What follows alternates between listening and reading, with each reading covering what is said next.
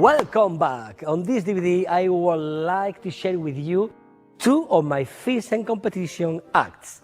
There are two routines. One is an extract from my Thyssen 2000 act in Lisbon. It won me the second prize in the card magic category. Okay.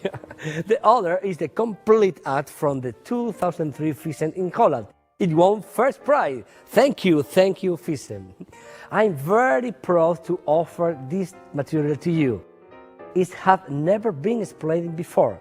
This DVD is the very first time the secrets have ever been revealed.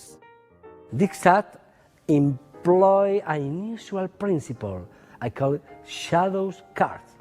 At first, you might think it unbelievable, but I assure you it's very, very practical. I have not performed this act for 9 years, but I want you to see how it's played in front of real audience. To do this, we have recorded a performance here at the very nice theater in Ancião, Portugal. This is not a competition performance, but I hope it gives you an insight into how deceptive it can be. To show you how practical the idea is, I have included some other routines from my close-up repertoire. Believe me, the spectator will have no clue. The principle behind shadow cards is very, very old, but using it in close-up work allows you to perform some very magic effects. I hope you try it. Ladies and gentlemen, good luck. Welcome to Allegro, Tempo di Thyssen.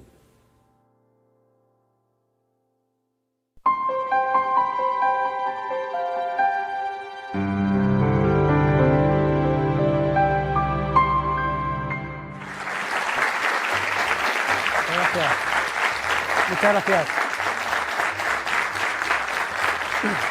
Muy amable, gracias. Amo a las mujeres. Amo a todas las damas del mundo. Para mí la mujer representa la belleza, la pureza, la integridad, la intuición. Siempre la intuición fue femenina. Y me gustaría, para el número que voy a realizar a continuación, que una hermosa dama me acompañe, por ejemplo usted, si es tan amable. ¿Sí? Gracias. Véngase conmigo. Qué bien.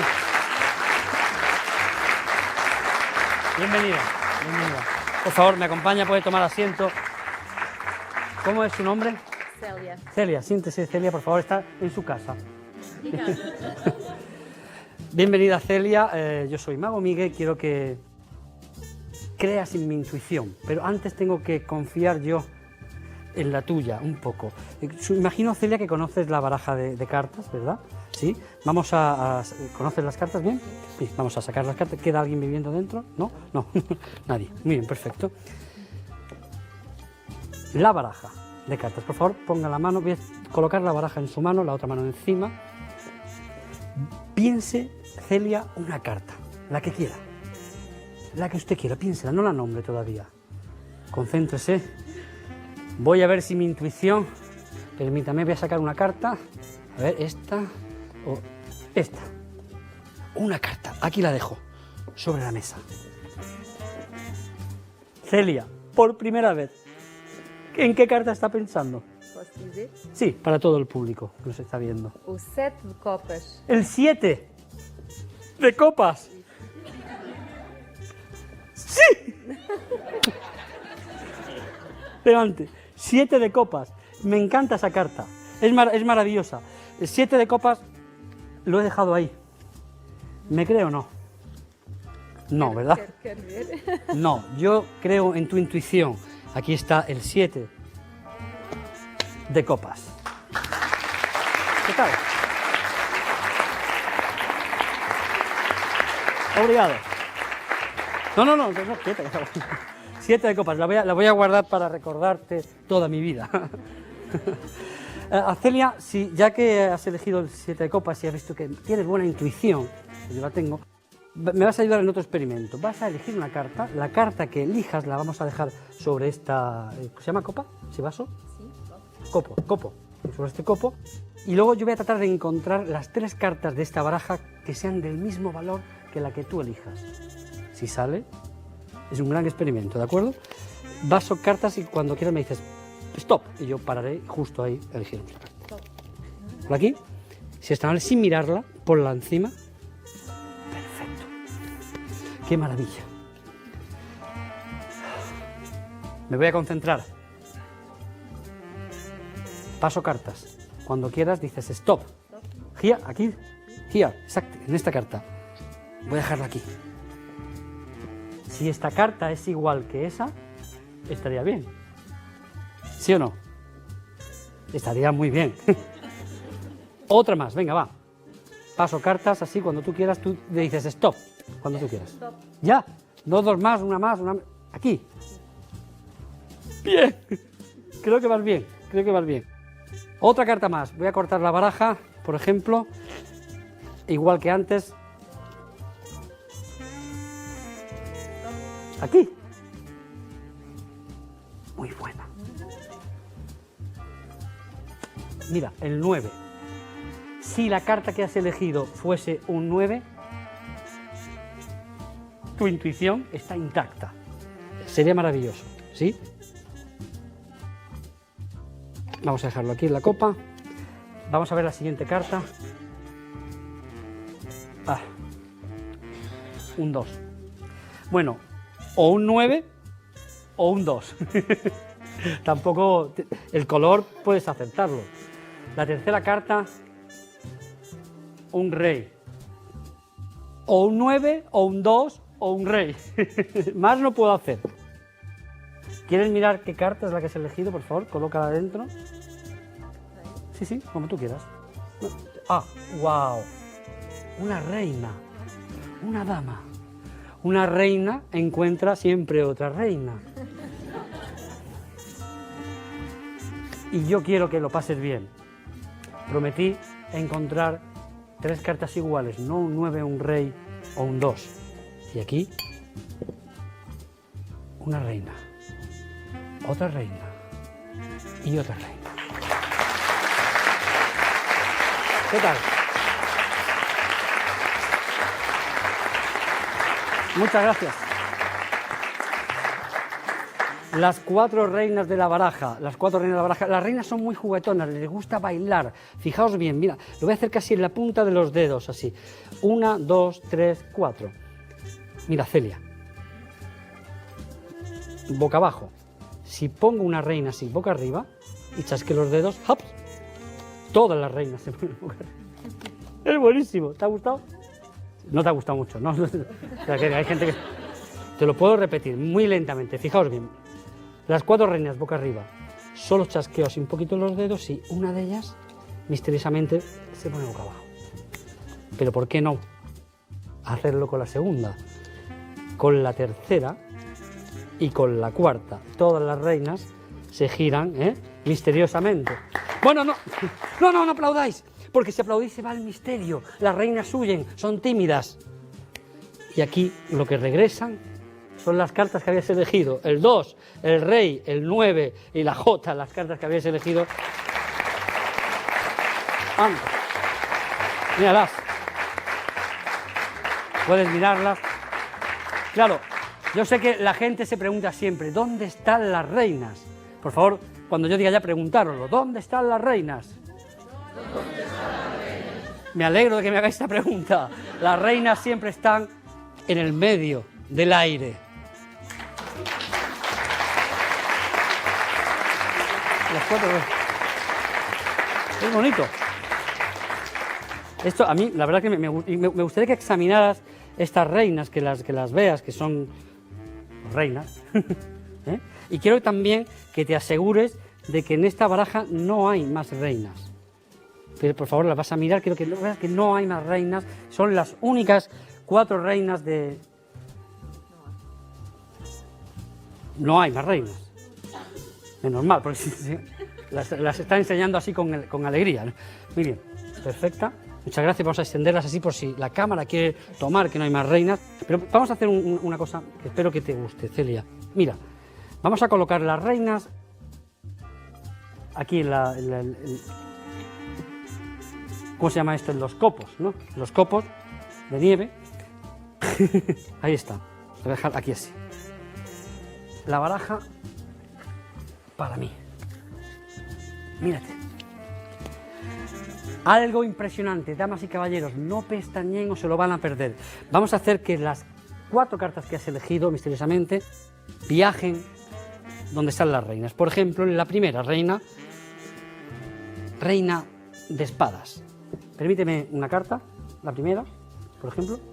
Muy bien, muchas gracias. ¿Qué carta es esta? 9 de diamantes. Atención, 9 de diamantes. Lo voy a hacer casi a cámara lenta. Fijaos muy bien. El 9 de diamantes está en el centro de la baraja. No pestañeéis o os lo perderéis. La reina, vamos a retirar estas 3 así. Mira, reina de espadas. 9 de diamantes, reina de espadas. Aquí está. 1, 2. ¡Shh! ¡Hop! Buenísimo. ¡Ah! El 9 vino. El 9 vino.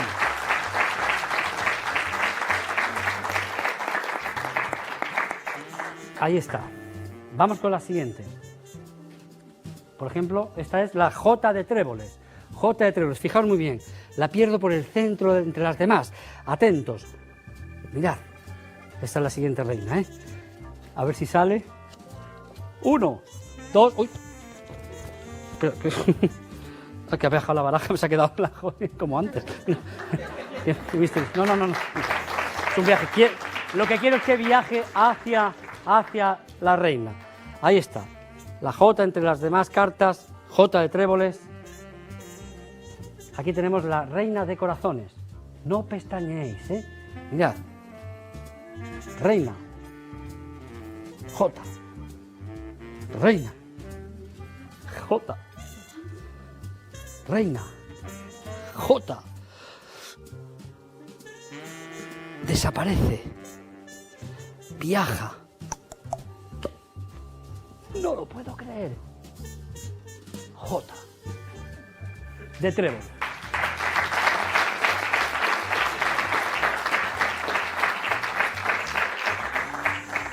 La siguiente carta. Permíteme, tú la que tú quieras. 2, por ejemplo, 2 de corazones. Esta es la que tú elegiste también. Esta no quiero que toque ni siquiera la dama. Desde la distancia. 2 de corazones. Perdido por la baraja. ¡Hop! Sube el antebrazo. Se movió. No lo vais a poder creer. Porque está aquí. 2 de corazones. Falta la última carta. La última carta, ¿cuál es? El rey de espadas. Rey de espadas. Antes de eso, 2 de corazones. Lo dejamos aquí dentro del interior de la copa. Pero delante de tus narices. Mira. Muy cerquita. Se ve. Rey, puedes tocarlo. Ahí está. La última de las reinas. Mírala, puedes agarrarme la muñeca si quieres. Agárrame, sí, para que veas. Está el rey aquí. Rey. La reina de diamantes, ¿eh? Rey. Reina. Rey. Queen. Rey. Hop. ¿Has visto? Sopla. Y es un milagro. Delante de tus narices, el rey de picas. Ahí está, rey de espadas. Rey de picas.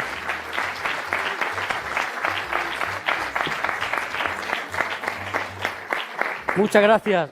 La pregunta es, ¿dónde están las reinas? Preguntároslo, ¿dónde están las reinas? ¿Dónde están las reinas? En el aire, fijaos bien, fijaos bien. ¿Hay algo en mi mano? Nada, ¿verdad? Quiero que soples. Mira. Pero no una, la segunda también. La tercera también, y la cuarta reina. Pero espérate, que si cojo más reinas, porque el aire está lleno de mujeres, de belleza, de intuición, de reinas. Mira, otra reina más, y otra reina más, y otra reina más, y otra, y otra, y otra, y otra, y otra, y otra, y otra, y otra, y otra, y otra, y otra, y otra. Toda la baraja son reinas. Impresionante. Alucinante, Celia. ¿Te ha gustado? Pero sabéis que todo lo bueno dura apenas un instante. Es una ilusión. Me gustaría que soplaras otra vez. Gracias. Y como todas las ilusiones, se fueron. Nada. Nada. Nada, nada, nada. Desaparecieron todas las reinas. Nada, nada, nada, nada. Nada. ¿Sabéis dónde fueron las reinas? Las reinas fueron al aire que respiramos todos. El rey de picas, el 2 de corazones, la J de tréboles, 9 de diamantes. ¿Dónde están las reinas? 1, 2 y 3. ¿Dónde están las reinas? En el aire. En el medio del aire. Ahí están. Todas las reinas. El aplauso para ella. Muchísimas gracias. Vamos a despedir a todas las reinas, las verdaderas protagonistas de este evento. Un aplauso para la reina de oros, por favor. Un aplauso para la reina de espadas, para la reina de copas y la reina de paus. Y el más grande de los aplausos para la reina Celia. Obrigadillo, muchas gracias. Muchas gracias, espero que os haya gustado. ¡Vivan las mujeres!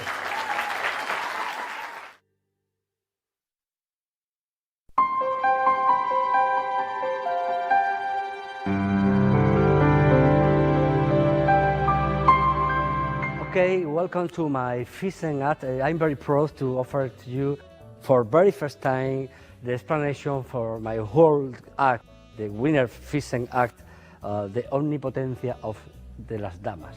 Mezcla de inglés y español, amigos. I show you the materials I use, the cards I use for this complex routine.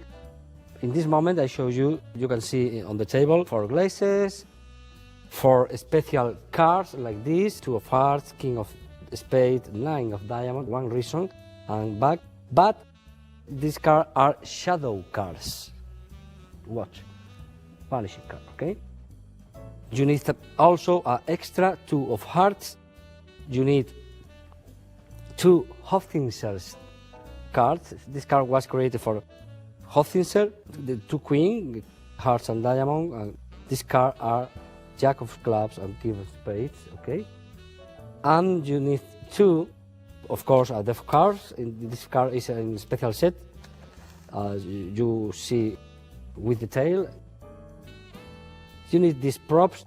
I use a lot for add cards, take cards for secret place. These props I show you in a few minutes how I use. And this special pack of cards, these cards are with 1 ace and all cards are queens. All cards are queens, but the backs of these queens are white, okay? And at the end of this pack, you use a little pile of 12 cards white with the backs, white face, and extra normal queen of clubs, okay? This is the set. I hope you enjoy the fishing act.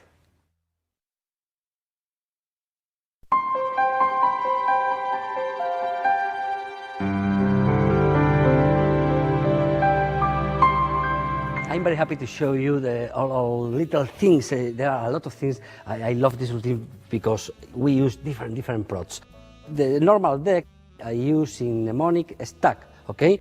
If you prefer use another system, maybe size 7 or regular order, natural order, it's possible to do. But I prefer the mnemonic because you can fan the cards in front of the spectator and they can see nothing extraordinary. The unique exception I remove for this mnemonic order, I remove the 4 queens and these 4 cards, Jack of clubs, 2 hearts, King of spades and 9 of diamond. This card will be forcing in the routine, okay? And this card except the jack of clubs. The card is here, is one of this card. The other three are matching with the shadow cards, okay? And the order is, the 9 is here, one of the queen, maybe the queen of spades is here, second to the bottom, and 9, okay? And on the top, the other 3 selection, and the other 3 queens. And this is in the box, and I put one shadow cards on the bottom, okay? Like this. Okay. This card, the hot thinser card and the extra 2 of hearts are together. I put into this clip, like this, okay? And this clip I put rear the table. I show you. Come with me. Come with me. Here. It's nice. Very nice. I'm very happy. Of course, you don't use a table like this because the audience is not stupid. Okay, you use a normal standard table. This kind of is a secret. You can take off the card very easily and add on your deck, okay? I use this property in a lot of different routines. And now, the pack of cards with the queens, white queens, remember, this pack is inside my jacket in a special compartment for change the deck, okay? I put here, I show you, where is, in this jacket I have one case of the card cutting, I put here, like this. Okay, inside this pocket. Perfect. Okay, great. Okay, here is the regular pocket into the jacket. Okay, and I'll show you in a few minutes. Okay, now the shadow cards. The shadow cards will be in this position here on the table from the beginning. Okay. I know it's difficult to see for the camera because the black is vanishing. We'll use for the explanation another extra cards, but red cards, okay? You can follow perfectly all movement of this routine, okay? I will change to this card for this card, okay? Perfectly. Great. And now, this card, the 9 is here, the queen and the 2 in this position. I put the glasses like this, like this, like this, like this. And you are ready for the omnipotence of the ladies.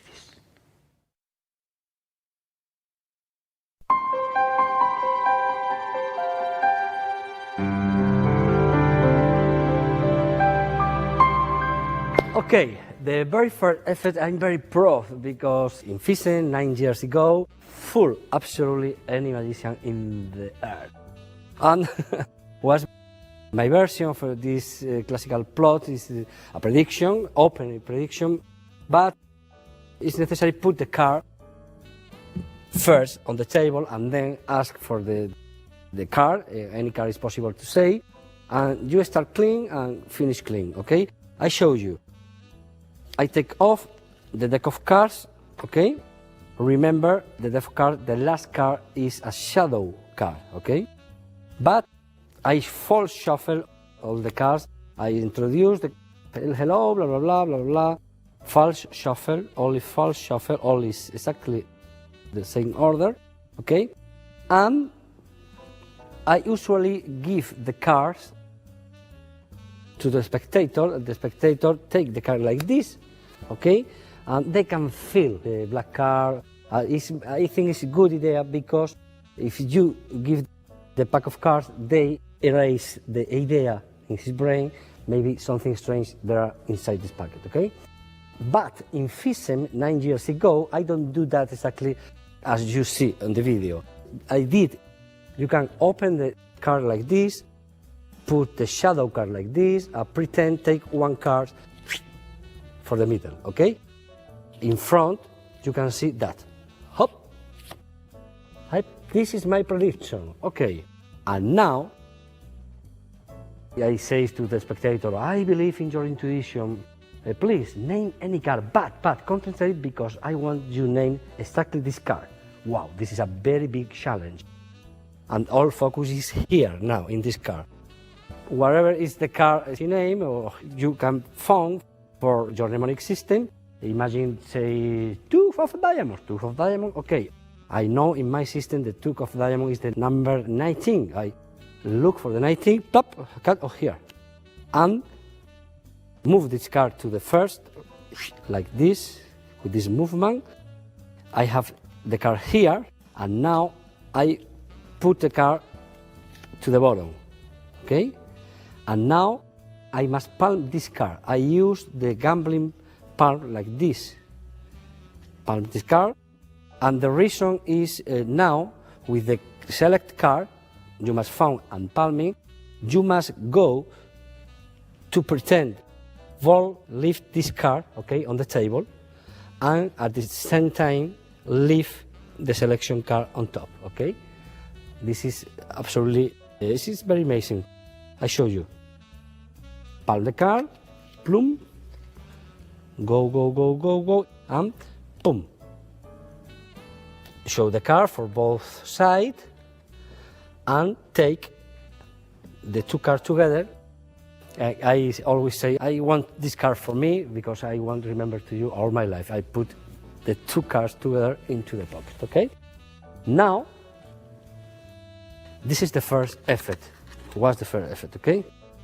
And now I need you to choose another card. Remember, you have 3 queens on the top of the deck, okay?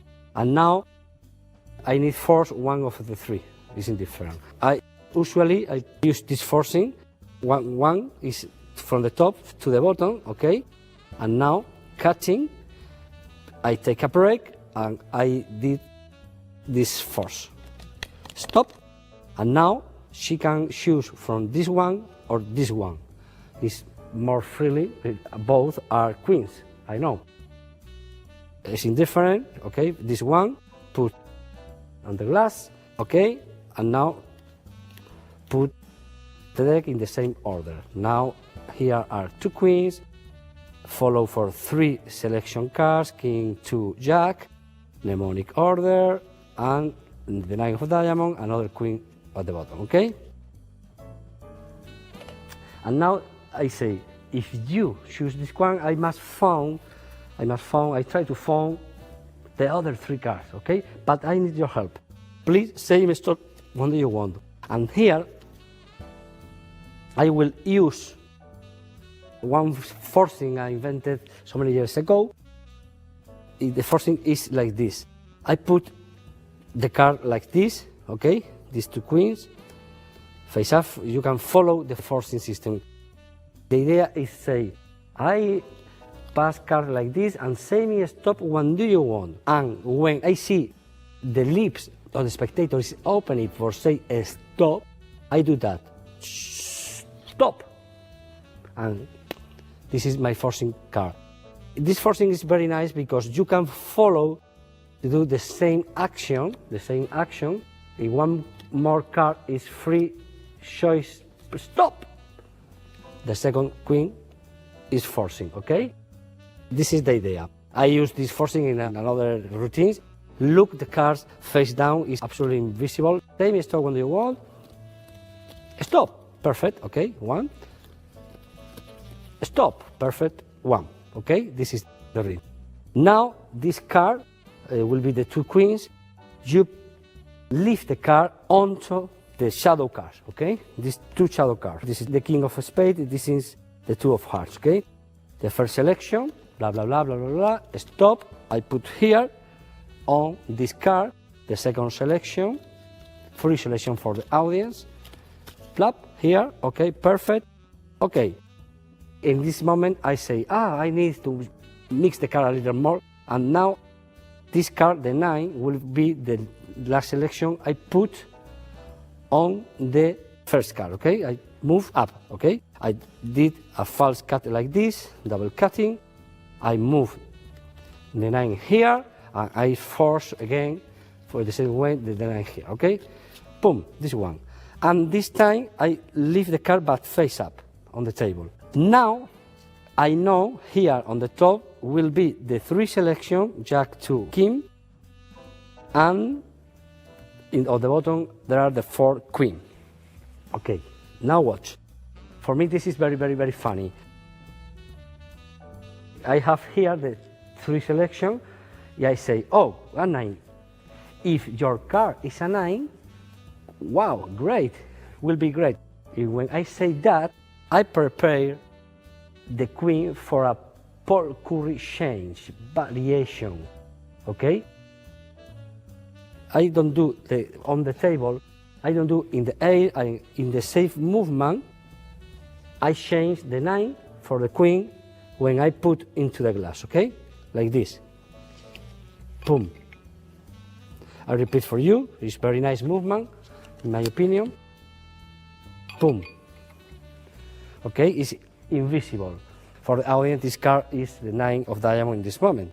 Now, I leave the deck on the table, but, I move the 9 is now on the bottom to the top, and the first card, I move to the right like this, okay, like this, I leave on the table in this way.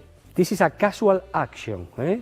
Is okay, do the 9, blah, blah, blah, blah, blah, blah, blah, blah, okay, but the second card, I show the card like this, with this hand, I take the second glass, I take the shadow card, and the queen is on top, and show the 2. The second card is a 2. Oh. And this moment, I put the glass here and leave the shadow card on the table again, okay? A 2.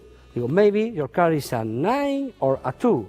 Or maybe, this is the third selection, a king of Spain. For the spectator, these 3 cards are 3 selection.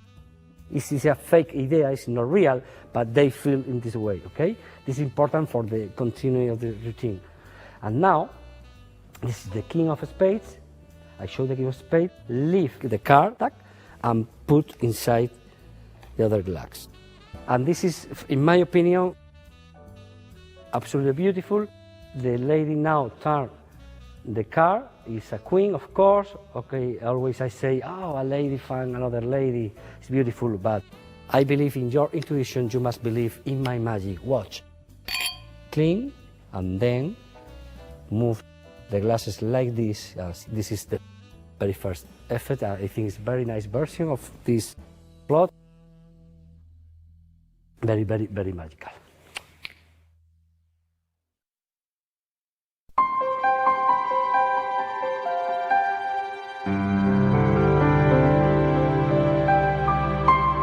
And now for the continuity routine, on the applause, this is very strong effort, and the C of the people is in this area and block this area, okay? This is a shadow area, it's nothing for the spectator, okay? And now move the glasses like this, okay?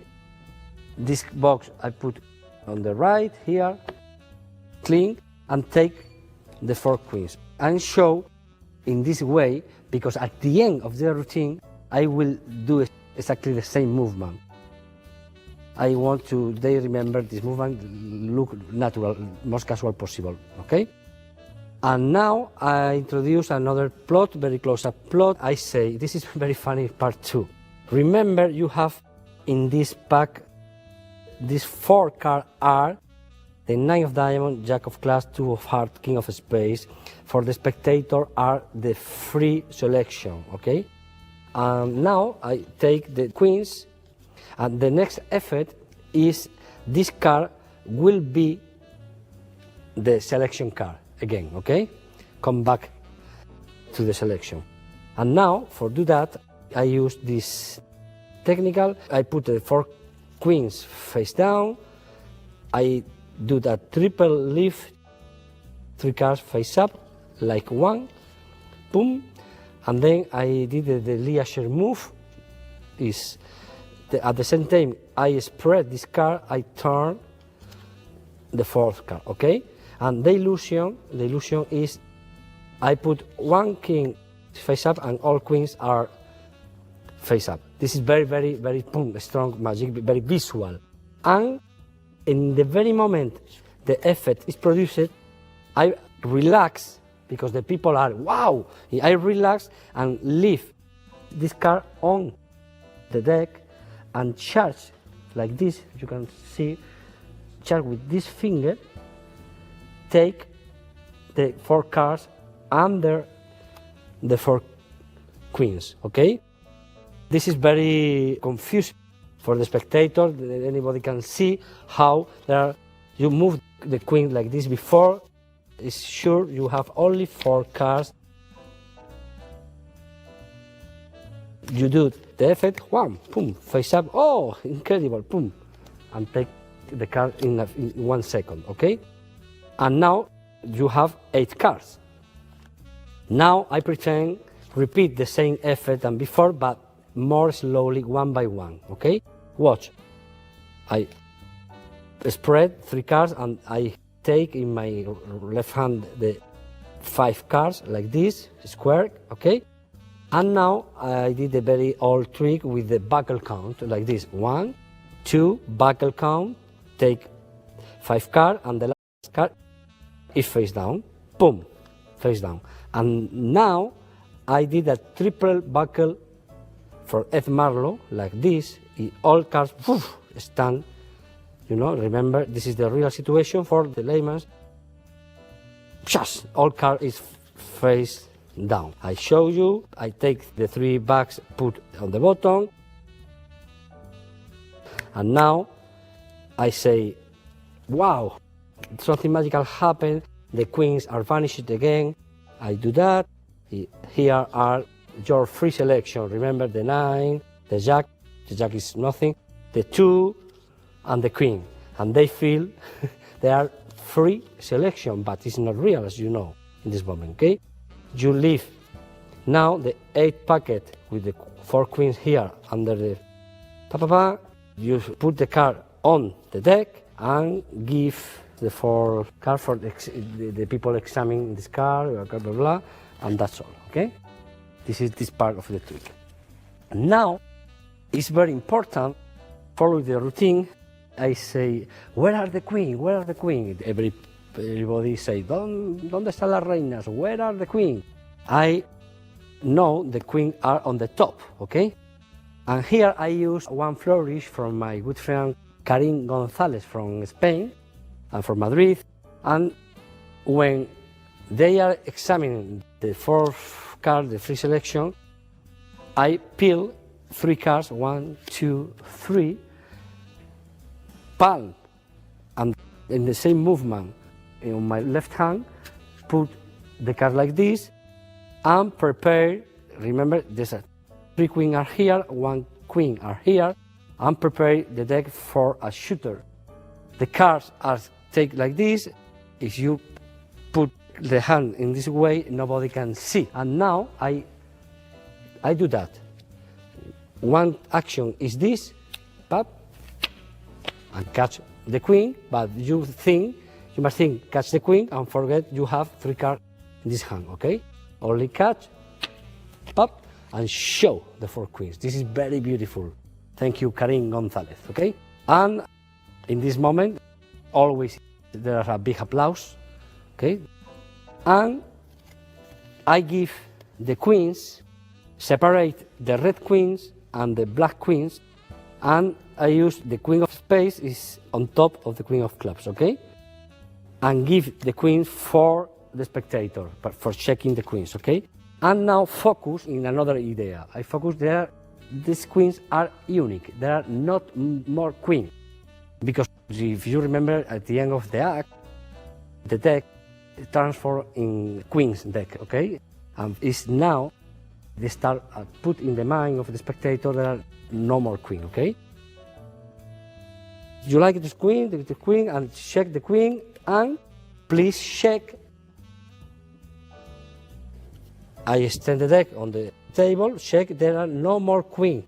And when I do that, when I extend the card with my right hand, put my right hand here, in this area, remember here are the extra card I need for the rest of the routine. And now, in this position, I take the cards like this, I take like this, and palm these 3 cards, the off-insert card, okay? Blah, blah, blah, blah, blah, blah, blah. No more queen, no more queen. I start my left hand, the lady put the queens on my hand, and I add these 3 cards. Nobody can suspect absolutely nothing, trust me. And these cards now are 8 cards I put on one of the glasses, okay? And now, all is very clean for this piece. Now, the sequence is the next. Check the 4 cards, the free selection. I put in the next order, okay? 9, Jack, 2, King. Only thing is put the King. I remember this order, 9, Jack, 2, King. I take the queens in this way, okay? Remember, you have 3 extra cards on the top, and I put the queen, every queen in each cup, okay? The only thing you must be careful is put the double index card with the queen in bottom, like this, okay? But in back to the audience, eh? I say 1 queen, the other queen, the next card will be a 2, the third card will be half-insert card, the queen face down, and now I have the 4th queen here, okay? And I leave with the queen of spades, okay? Remember, inside my pocket there are another pocket, the queens with a normal and regular queen of clubs on the top, okay? Pues this card, I palm the other 3 queens and I show the queen,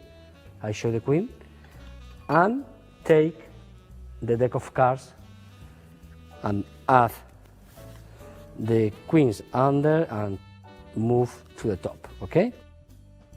And now I put this card here, is the Ace of Hearts. It's a card very simple, everybody can see this card. It's the same card I have on the bottom on the other pack, because in a few seconds I will change this pack for this other pack, and he must look the same, okay? Now start with this masterpiece from Hoffinser. Now, remember, you have here 3 shadow cards. This is the king, this is the 2, this is the 9, okay? And we'll use now for different things. Watch. I introduce now the plot, because this card was the queens and then come back, but now I order to the queens change in choices card, okay? Give me 1 card, or give me, the spectator gives you the first card, will be the 9, in this case, okay? I introduce the 9 in the middle of this deck, open the deck, everybody can see. I focus my words in this fact. The card is in the middle of the deck, okay? Okay, no more queen, okay, perfecto, here. And now,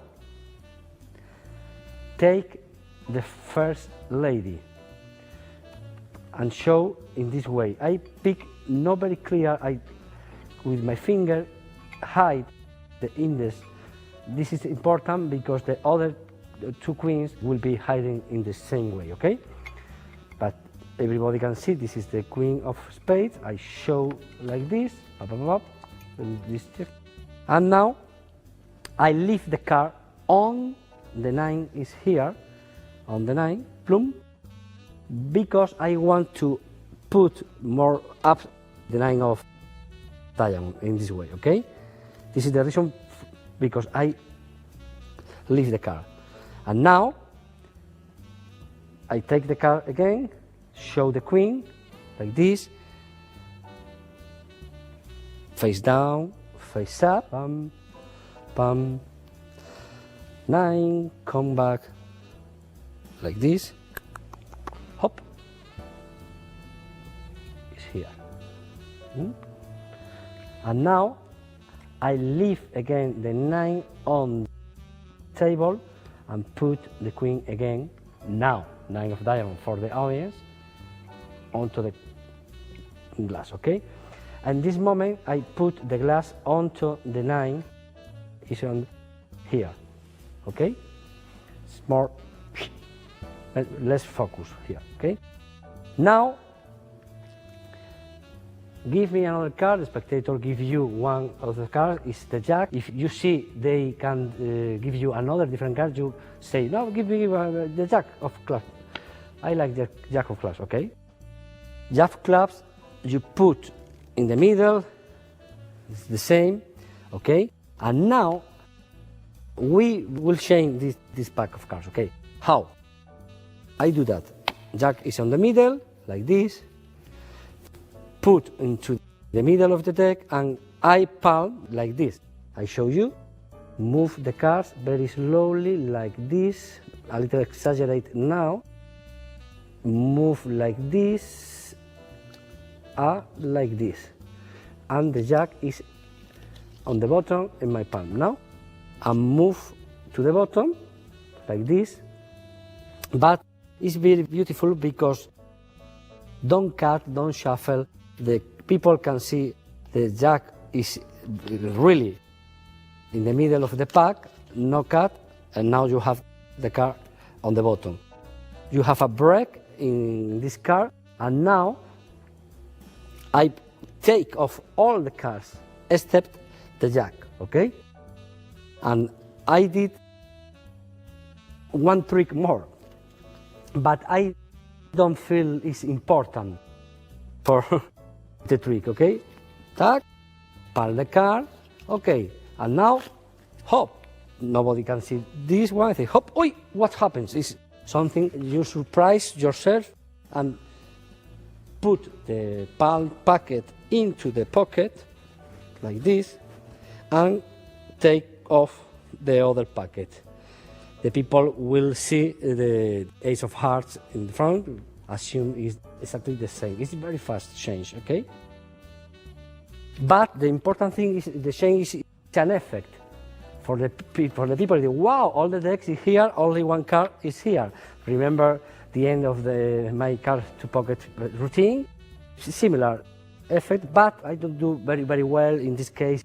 For me, it's not focus in this effect. It's only transitional effect, and they live like an effect more, but in reality, we use for change the deck, okay? And now, they go, no, it's not to the pocket, I will, they focus now against all the jack, I want this card travel to the queen, okay? And now, you have your queen's pack, okay, with another queen here, and pretend introduce the jack of clubs like before into the middle, but this time only open the first card, the queen, only one, and put the card here, the second from the top, okay? But it's not important for the people, the card is on the middle, and now I say jack of clubs and the second queen, and remember this card is double in this card, okay? And now I will show this card, the second queen. They see the first queen very clear. Now assume the second is exactly the same. And use the same kind of movement like this. It's a problem always for this kind of cards. Take the card like this, cover too much. I think it's not good. But how the card is into the glass is more natural in my opinion. Take the card this way, a little more fashion way, okay? Everybody can see. I like this little movement, okay? Always the fingers are covered the fake index, okay? And now, for me it's very funny, at the end, I focus on the queen, queen of hearts, turn off, jack of clubs, and put face down, jack of clubs, queen of hearts. I did a little joke with this, jack, queen, queen, ha ha ha. And when the people is loud, I turn this card. Is in this way, yes. Jack, queen, jack, I introduce the jack, boom, boom, boom, boom, a little snap, something magical happens, and now, wow, I surprise myself, wow, jack of clubs, and show in this way exactly the you did before, and put face down onto the glass, now with the jack at the bottom, okay? This is important for the end of the routine. Move the glass here, and now pick one, the third card, third selection, 2 of hearts. This is important. The cards are different, very different, because one is a king, the other is a 9, a very high point card. The third card is a 2. If someone think these cards are possible, for layman absolutely is impossible, of course. But if someone imagine maybe some person, for this card is impossible, of course, it's different. This is the genius of things, no? The construction of this routine. Now put the 2 of hearts the same way, open only one card here and put the card. It's a special kind of tilt, and I love this moment because for this card I don't touch this card. Okay, say, I'll put. Always I take care the card on the glass is in this position, near to me, because I push the 2, pretend go to the queen, and now I blow. And this is very magical moment for the audience. The card is moved, and then I don't touch the card. Show the card into the glass like this. The card is inside the glass, lift it in this area, and then show the 2 again. I did the same gesture than the other cards, okay? And now I ask for the last card, is the king of spades, and in this moment I do a top chain, okay? If necessary, do a top chain for this card. Is the queen, okay? Now the 2, top chain, and leave this card onto the shadow card from the left. This is, remember, is the 2. Now the continuity for the people is incredible, no? It's the 2 of hearts, chain, in the same moment I take the king, okay? Put the king into the middle, and now I show the 2 again here, and I put into the glass. They remember this moment. I think it's very, very clever moment, because for the people, these cards are each different, absolutely. Now I show the last king. I repeat the same movement. I put the second, and then exactly the same than before, okay? The last queen, queen of diamond. I put in front the nose of the spectator, king, queen, king, queen, tack, king. The king is here, ba ba ba ba, and you receive your big applause in this moment. Ta-da!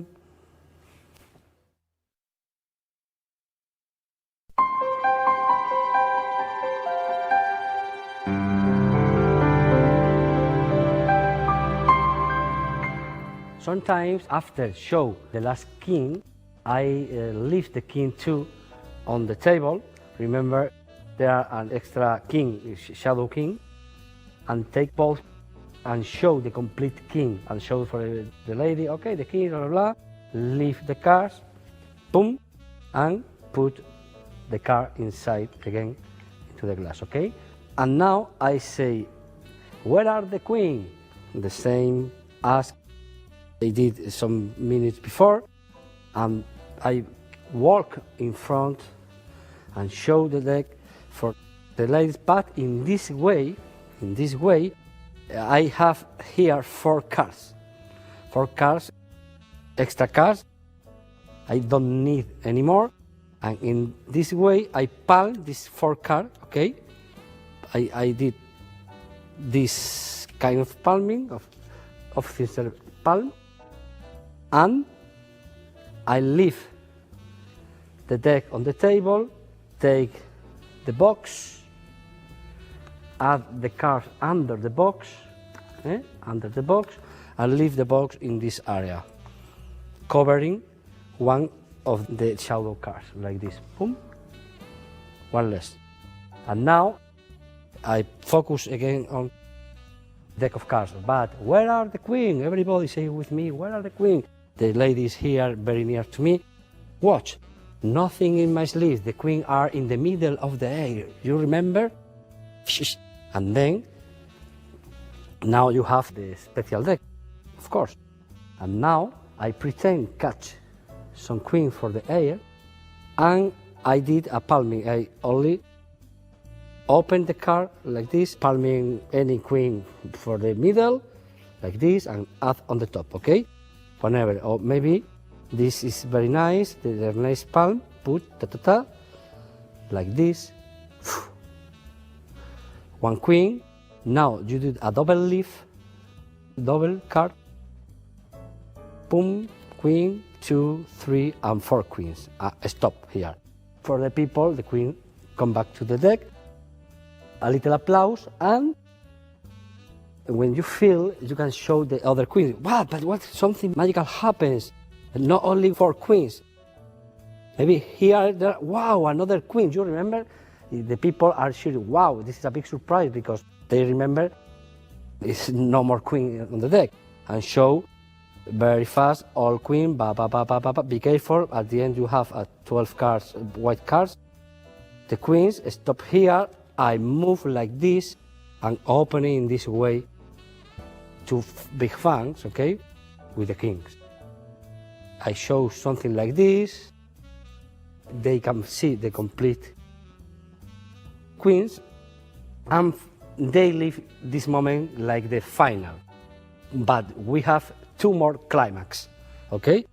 Now, in this applause, blah, blah, blah, I cut under the group of the white card, and I did my good friend the half pass, like this, put all the queen, and this way all the card will be white now for the audience, okay? This is the action, pam, pam, pam, pam. I look for this packet of cards, and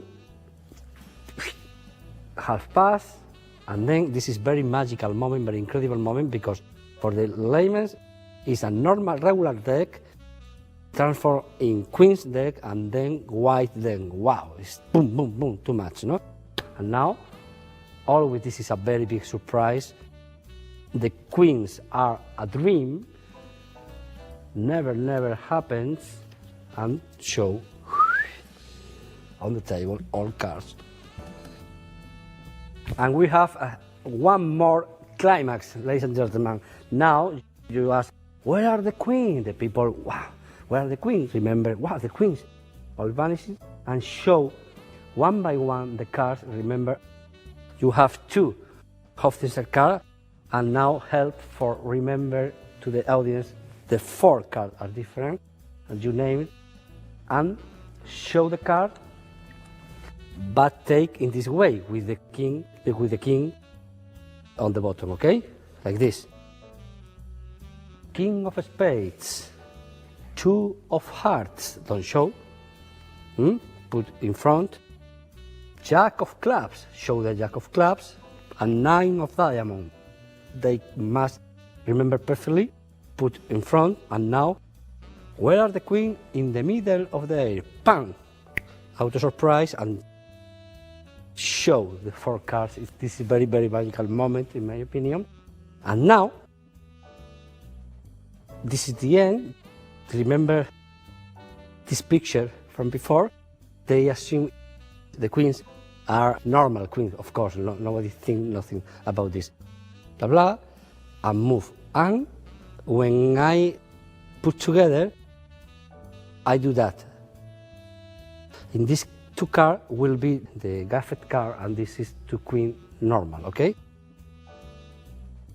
And sometimes I put the card like this on the table, and that's all, and go, nobody wants to touch this card. Another time, I have 2 extra red queen.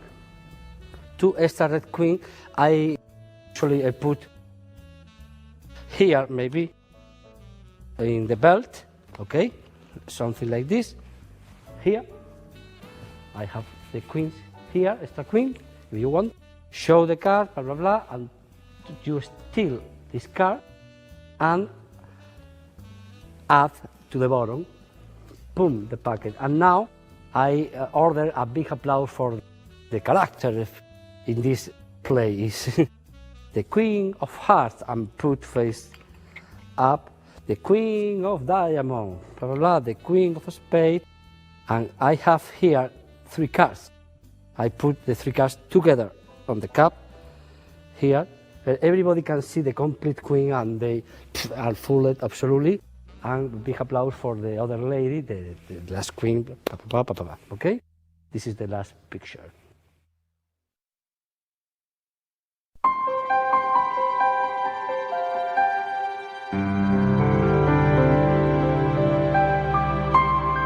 La omnipotencia de las damas. Este espectáculo fue creado hace 9 años para la Thyssen, que se celebró en Holanda en el año 2003, y es la primera vez que lo he vuelto a hacer para este DVD, que aparte creo que tiene mucho jugo, mucho análisis. El origen de esta rutina fue la omnipotencia de las damas, un maravilloso juego que viene en la cartomagia de Opfinser, de Otto Fischer, y en ese libro, que lo recomiendo vivamente, todos los cartómagos del mundo amamos a Opfinser, obviamente.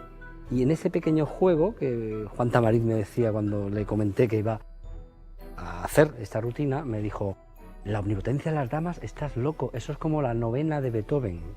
Y le dije, bueno, pues voy a tocar la novena de Beethoven, que me gusta, y si puedo hacer la 10ª, que estaba inacabada, pues mira. Y ese fue mi reto. El juego original, que es el juego central, el que las reinas se van convirtiendo una a una en las cartas elegidas por los espectadores, ese es el juego de la omnipotencia de las damas, está perfectamente construido. Yo no me sentía cómodo con algún manejo, y desarrollándolo y estudiándolo, pues como estaba entonces trabajando con las cartas sombra, con el arte en negro, el black art, pues se me ocurrió incorporarlo a ese efecto, y así fue como empezó el origen, como nació esta maravillosa rutina, en mi opinión. Hay varias cosas que sí quiero comentaros. Por ejemplo, el cambio de baraja que utilizo, este cambiador. Este es un accesorio, es muy fácil de fabricar. Cogéis una cajita de cartas, la cortáis de esta manera, la cortáis así, la forráis un poquito para que esté dura con cinta americana, un poquito de tela, y se le ponen unos pins aquí y aquí. También a veces es bueno tenerlo en el otro lado, en los 3 sitios. Y todo esto, pues fijo con cinta americana, pues lo colocáis en la chaqueta, debajo justo del bolsillo. Esto irá aquí, como hemos visto antes, ¿de acuerdo? Con la baraja colocada. Este corte que tiene la baraja es fundamental para que cuando se coloque en ella, en el cargador, esta baraja, fijaos que los dedos no tocan nada. Si estuviese recto, es más difícil sacarla.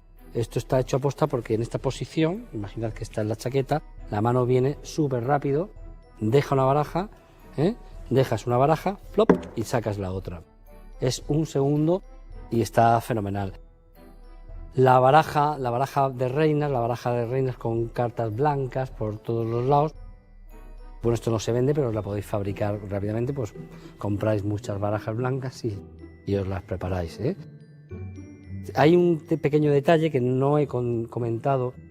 Para encontrar las cartas, para cortar bien por las cartas al final, sobre todo antes de hacer el half pass, el medio salto, yo tengo una carta, una de las blancas, está cortada, que veis, si lo veis muy cerquita vais a ver la diferencia. Voy a ponerla con una carta normal, así se ve que no está recta la carta, ¿vale?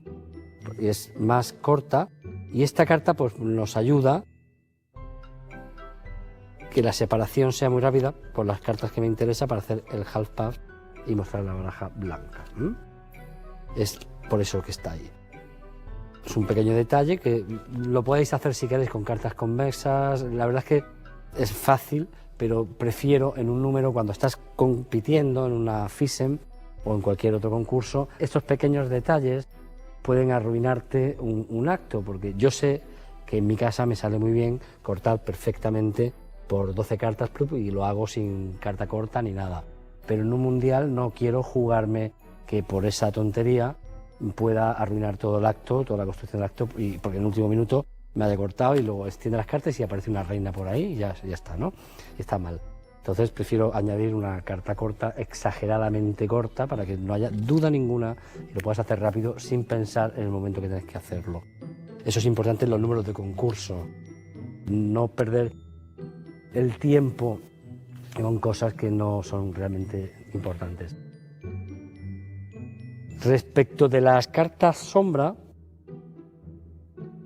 que utilizo, sí me gustaría puntualizar algunas cosas. Hay gente que me decía, ¿por qué las dejas todo el rato en la mesa en vez de quitarla y tal? Porque si la iluminación es perfecta y todo está perfecto, estas cartas al colocarlas en la mesa desaparecen realmente, no se ven estando una persona a 1 metro tuyo. Esto hay que echarle un ratito, hay que cuidar bien la iluminación. Yo lo hacía en algún local en Granada o en Madrid y preparábamos, me tiraba 1 horita preparando las luces de manera que la gente con luz natural o artificial, la que hubiese, veía, mejor dicho, no veía absolutamente nada. Respecto del cambio de baraja, cuando tenemos una baraja 2 aquí guardada, y recordáis, habéis visto en la rutina que el cambio se hace, pues era metiendo la J, tercera carta de la baraja, se mete en la baraja, se empalmaba la carta y ahí empalmó la baraja, tal. Aquí no hay que recrearse en el efecto en absoluto. Esto funciona, este cambio funciona porque la gente ve un efecto en el mismo momento que estás haciendo una trampa, y el poder del efecto, cuando una persona se asombra, le impide pensar que lo que estás haciendo en realidad es cambiar la baraja. Esto funciona así, pero no hay que recrearse tanto en el efecto, porque a mí me interesa que esto, que es un juego muy bonito, el que viaje de una baraja al bolsillo, la gente es algo que puede recordar, me interesa en este caso que lo olvide, o sea, que no sea importante para la rutina. Para ello focalizamos en la carta, o sea, el efecto es, pongo la carta por la baraja, y atención, en teoría va a viajar a la copa y digo 1, 2, 3, uy, ¿qué ha pasado aquí? Si se va a venir la baraja, chiquilla, no, lo que yo quiero, no le doy más importancia. Ahí el acting, la actuación es muy importante para que la gente se convierta en un gag mágico más que en un efecto de magia real, ¿no? No es, fijaos, habéis visto en el DVD, supongo, en el dedicado a mis actos de parlor, cuando hago la carta al bolsillo, que realizo este mismo efecto, evidentemente, ahí es lo contrario, lo potencio todo lo que puedo, porque precisamente es lo que tiene valor en el juego, que toda la baraja viaja al bolsillo. En este caso se utiliza de la manera contraria. Tengo una anécdota muy chula que la quiero contar. Estaba trabajando en el Magic Castle en Hollywood, fue antes de competir y estuve allí actuando. Y claro, trabajé en la salita maravillosa que hay dentro del Magic Castle de close-up, y estaba todo perfectamente bien iluminado, no se veía nada con la gente ahí en la primera fila. Y cada día venían magos y magos a verlo porque no entendían cómo las cartas se transformaban, porque el Black Art, insisto, las cartas sombra no estaban en absoluto de moda. Y yo me tiraba el rollo porque algunos magos me decían, pero bueno, esto lo puedes hacer en cualquier lugar. Y digo, sí, por supuesto que lo puedo hacer en cualquier lugar, donde tú quieras. Y me compinché con algunos magos, John Carney entre ellos, y otros, y Mike y tal. Un día en el bar que hay a la entrada del Magic Castle, que cerca de la habitación donde está el piano de Irma, la fantasma que toca la música, allí unos magos me retaron a que con su baraja yo hiciera el juego de que una carta la coloco y es la carta que van a nombrar. Entonces, no sé si sabéis, y lo voy a contar que no salga de aquí, que nadie se entere, el Magic Castle, el suelo del Magic Castle es de moqueta. Es todo un suelo así que le gusta mucho a los norteamericanos, poner el moqueta en todas las habitaciones de los hoteles y todo esto, y el suelo es en moqueta. Entonces yo me bajé abajo del Magic Castle un día y vi un trocito que había de la gente que repara el castillo y tal, de los técnicos que reparan, tenían un trozo de moqueta que se habría sobrado de alguna la reparación. Entonces, pues mi mente maquiavélica corté un trocito de moqueta y me preparé varias cartas de diferentes dorsos de la Tally Ho, de la B, de todas, con el suelo del Magic Castle.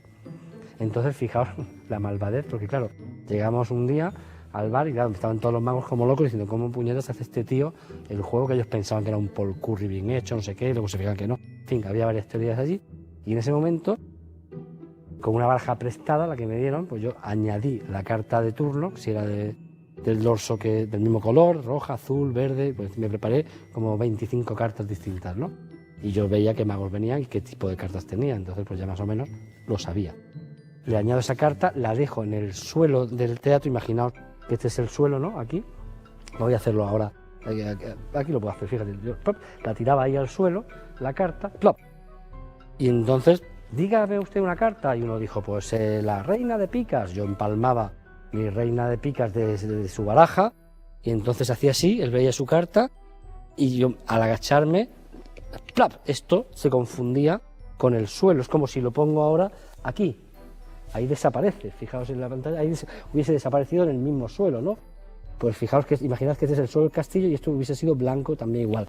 Y además me pegué en el zapato, me pegué un gran scotch así, doble cara, potente, y entonces al recoger la carta, la quito y en un pisotón hice así, plapa, y se me pegó en el zapato, y yo me fui caminando con mi carta y la gente y todos los magos allí fastidiados durante un rato, y luego cuando se lo conté al cabo de un tiempo nos reímos muchísimo, muchísimo. En fin, que creo que es un juego que permite más posibilidades. En cuanto al acto del Mundial, también el trabajo que hice con las copas fue verticalizar el juego de Off-Finser, que es un juego pensado para la mesa y, claro, eso la técnica está totalmente condicionada. Bueno, de esta manera permite que una gran audiencia, esto lo puedes hacer para 200 personas en un salón, en un teatro así, perfectamente, sin cámaras ni nada, y se aguanta perfectamente.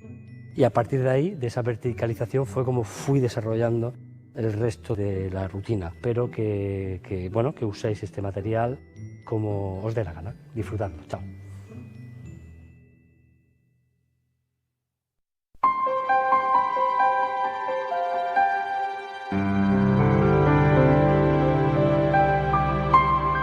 Hi guys, as you know, I was performing in Fishing in another Fishing in Lisbon in the year 2000. I get the second prize in Fishing with a special act. I don't do this act anymore, but some tricks from this act I want to show you only for fun for you, okay? I show the cards like this, okay? And show this card for the people, I mix the card, but I pretend that someone for the spectator touch the 4 aces. Please, this one, okay, this one, okay, this one, okay, this one, okay, this one, okay. I'm sure these cards are the 4 aces. 1, 2, 3, 4. Ladies and gentlemen, the 4 aces. Oh, what happens? What happens? Oh my God! Okay, the 4. But no, it's not a matter. It's not a matter. What happened here? Maybe this is what? I don't know. What is this? What is this? Oh, sorry. This is a very strange situation. I know there are means printed edition of cards. Maybe this is one of this pack of cards. Okay. But it's funny because you name a card, please, name a card. I say to the spectator, 4 of clubs, 4 clubs. Here is the 4 of clubs, okay. And one more, 2 of hearts, 2 of hearts, okay. 2 of hearts, but this one is the 2 of hearts, it's nice. Okay, don't trust me. I show you, this is the 4 of clubs, okay. And this one is the 2 of hearts, okay. Is free selection. Is your selection? Yes, say the spectator. Yes, just kidding, okay? Okay, these 2 cards, I lose the card into this special kind of deck. It's very funny deck, okay?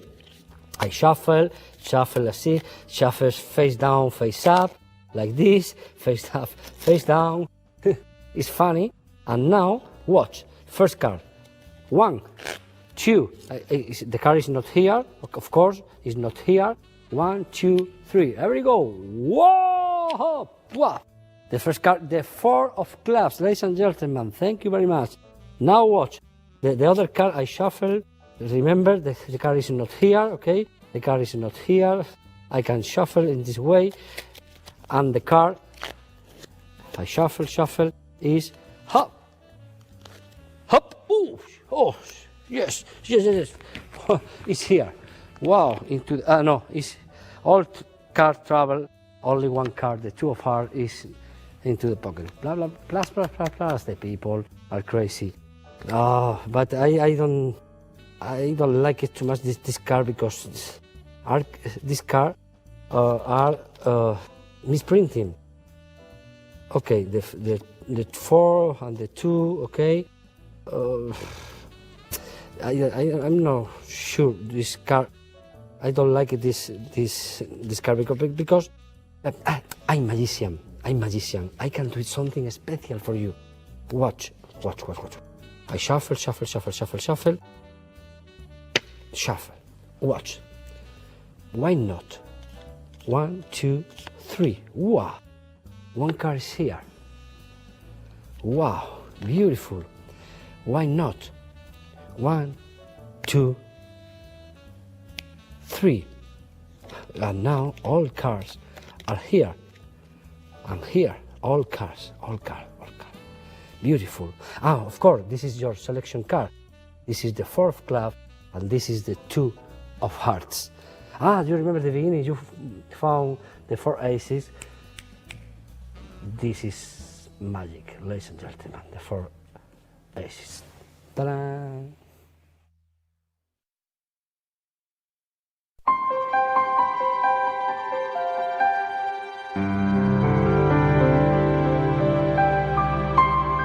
Hola a todos, bueno, voy a contaros algunos secretos de este acto. Todos los efectos de torsos que había y que existen hasta entonces, pues son todos muy técnicos, incluido el de Ascani y tal, pero no me convencía, digo, ya que existen estas cartas de torso que se venden por ahí, ¿por qué no usarlas de verdad?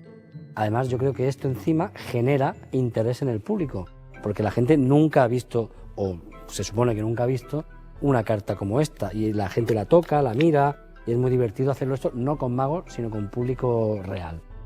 Entonces presento la baraja, tengo 2 barajas obviamente, una es torsos real, a la que le incorporo 4 ases, que dejo boca arriba, cubiertas por otra carta, ¿vale? Esto es una baraja, y esta baraja va a su estuche, y es con la que vamos a empezar. La otra baraja es una baraja normal, pero yo la tengo ordenada, en orden mnemónico para mí, en un orden conocido, y las últimas 5 cartas de la baraja están boca arriba, ¿de acuerdo? Al revés, al fondo de la baraja, mnemonic, y las últimas 5 tal. Y esto lo tengo metido en el cambiador de barajas que vimos en el número Fisen de la Haya, de la omnipotencia de las damas. Pues bueno, aquí en este acto también estuvo presente mi querido amigo el cambiador de barajas. Aquí está, ¿vale? Y un rotulador también hace falta. Te presentas así al público, sacas la baraja, tienes que sacarla con los ases hacia arriba, ¿eh? La extiendes para la mesa y la gente cree que es una baraja normal, no han visto las cartas. Y ahora digo que voy a hacer aparecer los 4 ases de la baraja como un gran juego, lo anuncio el efecto antes. Pero quiero que tú elijas, le digo a un espectador que esté cerca, la carta que quieras, y además súper claro, súper limpio. Yo me acuerdo la cara en Lisboa del jurado, cuando yo estaba haciendo esto, y de algunos magos decían, como salgan los ases, me muero. Porque claro, estaban eligiéndolo con total libertad, clarísimo, y tú le echas todo el teatro, pues esto sería un posible efecto de magia, ¿no? Recoges la baraja, yo tengo los ases previamente, estarán con un pequeño puente, de modo que puedo separarlos muy fácilmente sin pensar, ¿vale? Y mantengo un break. Separo y mantengo un break. Ahora tomo los 4 ases, la gente está diciendo como sean los ases, y retiro deliberadamente la mano para que no piensen que los voy a cambiar aquí, que es lo que piensa el mago normalmente. Ahora los hace y hace un cambio de 4 cartas por 4 cartas. No. y lentamente empiezo a darle la vuelta y yo pongo cara de sorpresa, de susto, digo, ¿qué es esto? Y los enseño y ven los dorsos. Y ahí siempre hay una risa, obviamente. En el público normal es sorpresa y risa porque el ver estas cartas tan estúpidas pues tiene gracia para la gente, ¿no? Realmente tiene interés. Y entonces, bueno, pues las enseño así, yo me sorprendo y ahora es que es un cambio que es para tontos, o sea, porque en realidad es tan divertido porque simplemente tomas las 4 cartas, las pones encima, levantas 8, le das la vuelta y separas las 4 y como todos son dorsos, pues te ha hecho el cambio solo, o sea, es genial. Y los dejas aquí. Normalmente le añado ahora una quinta carta y las suelo enseñar así otra vez los 4 ases. Antes no lo hice en la rutina en inglés, pero sí en la Thyssen hacía así y dejaba caer aquí la carta de doble dorso extra y dejaba los 4 ases como en una esquina lejos de mí, como diciendo, bueno, ¿qué ha pasado aquí? Los 4 ases ya están cambiados, ya son los ases. Estamos trabajando para el final, desde el principio, ¿eh?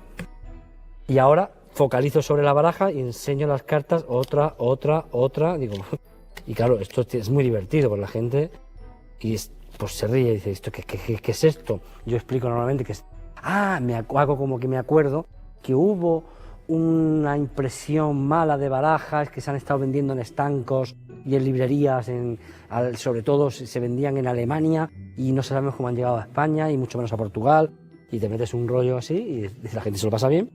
Y el caso es que muestras todas las cartas muy exageradamente, las das al público, que las toquen y se lo pasan muy bien, ¿no? Y ahora empieza el efecto.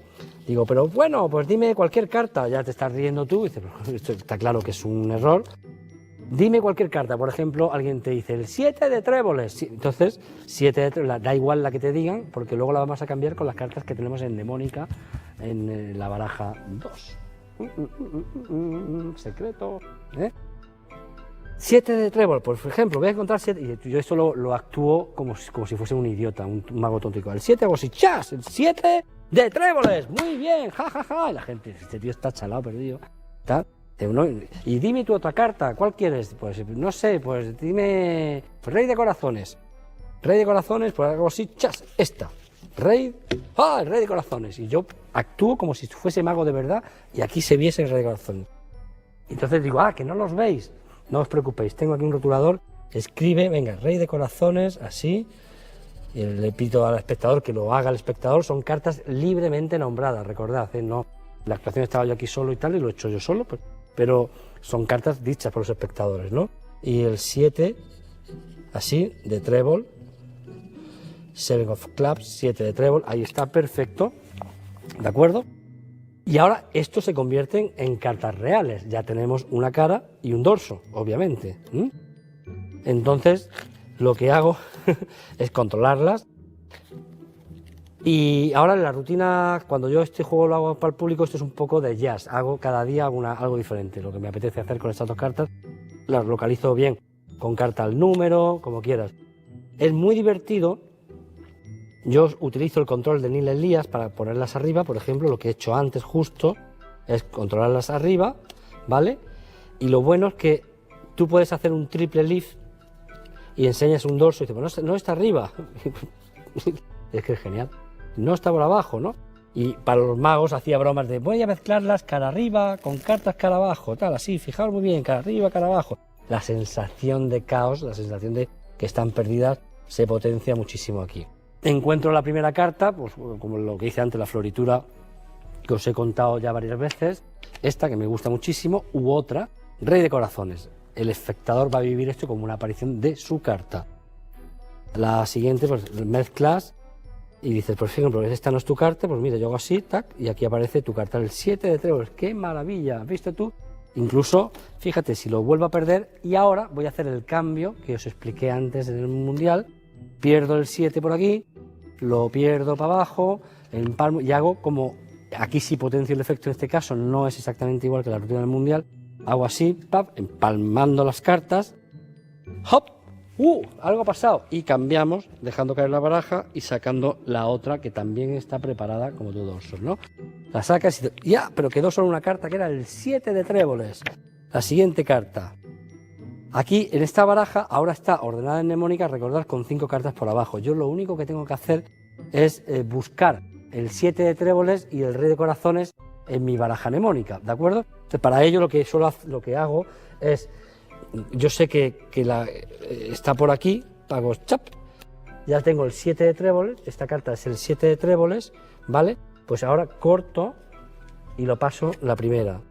Ahora haría la misma operación con el rey de corazones. El rey de corazones pues cortas, chap, y la dejas la primera, con lo cual tienes ya las 2 cartas, el 7 y el rey, arriba del todo de manera secreta para el público.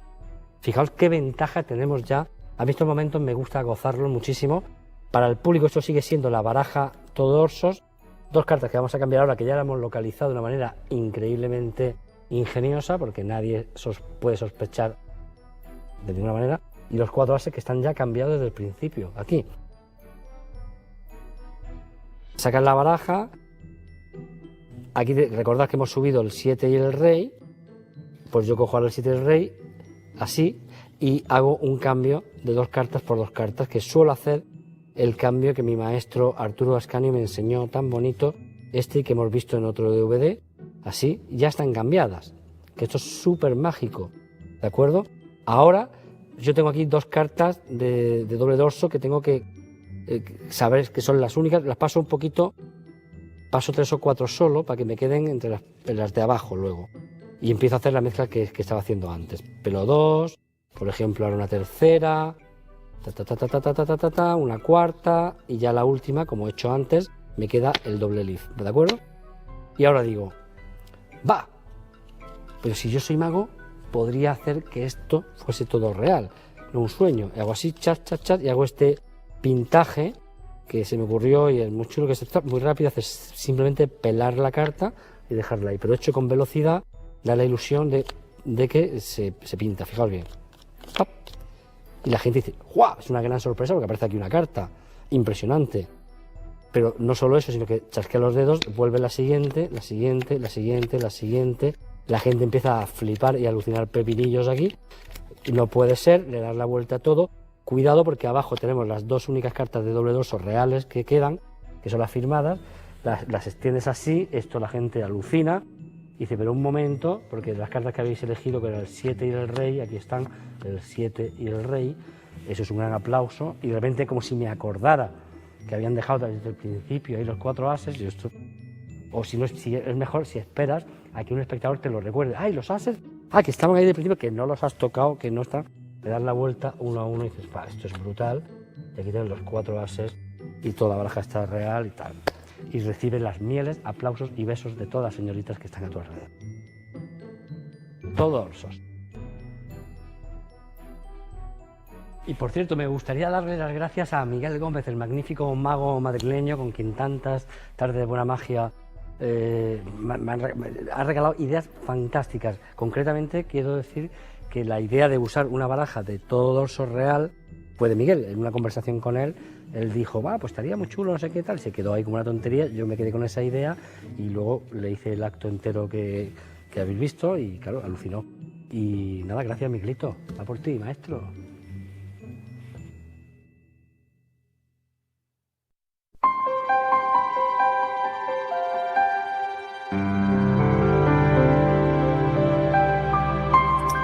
Hello, Vanessa. Hello. How are you? Fine. I have something special for you. This is a little treasure. You know? Which is the name for this for you? Moedas de prata. Monedas de plata. ¿Plata? Plata. ¿Tú le llamas plata a esto? Plata. Plata. Silver. Silver. Silver. Silver. In Spain, it's not silver, it's brass. Copper. Copper. But in Portugal, it's silver? Prata. Plata. Plata. Plata. Like this. Plata. 2 coins for plata. But we are from Spain and for Portugal, why not both here? Plata and silver, okay? Check the coins. Are nice. Yeah. Beautiful? Okay, I have some special for you. Watch. Mira. Copper and silver, okay? Watch.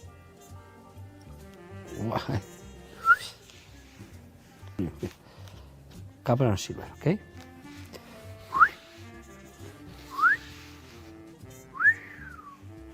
It's nice, okay?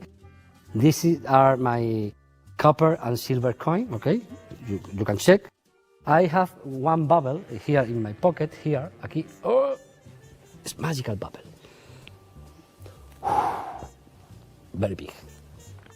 If you put something inside this bubble, will be invisible. Okay. You don't trust me? No, Okay. Which coin do you prefer? the silver one. The silver one. Okay, no copper, silver one. I introduce the copper one into the bubble. Watch. Wow. Now, into the bubble, all things are invisible. You can see, watch. You prefer this coin, okay? Now watch. Copper inside the bubble, silver here.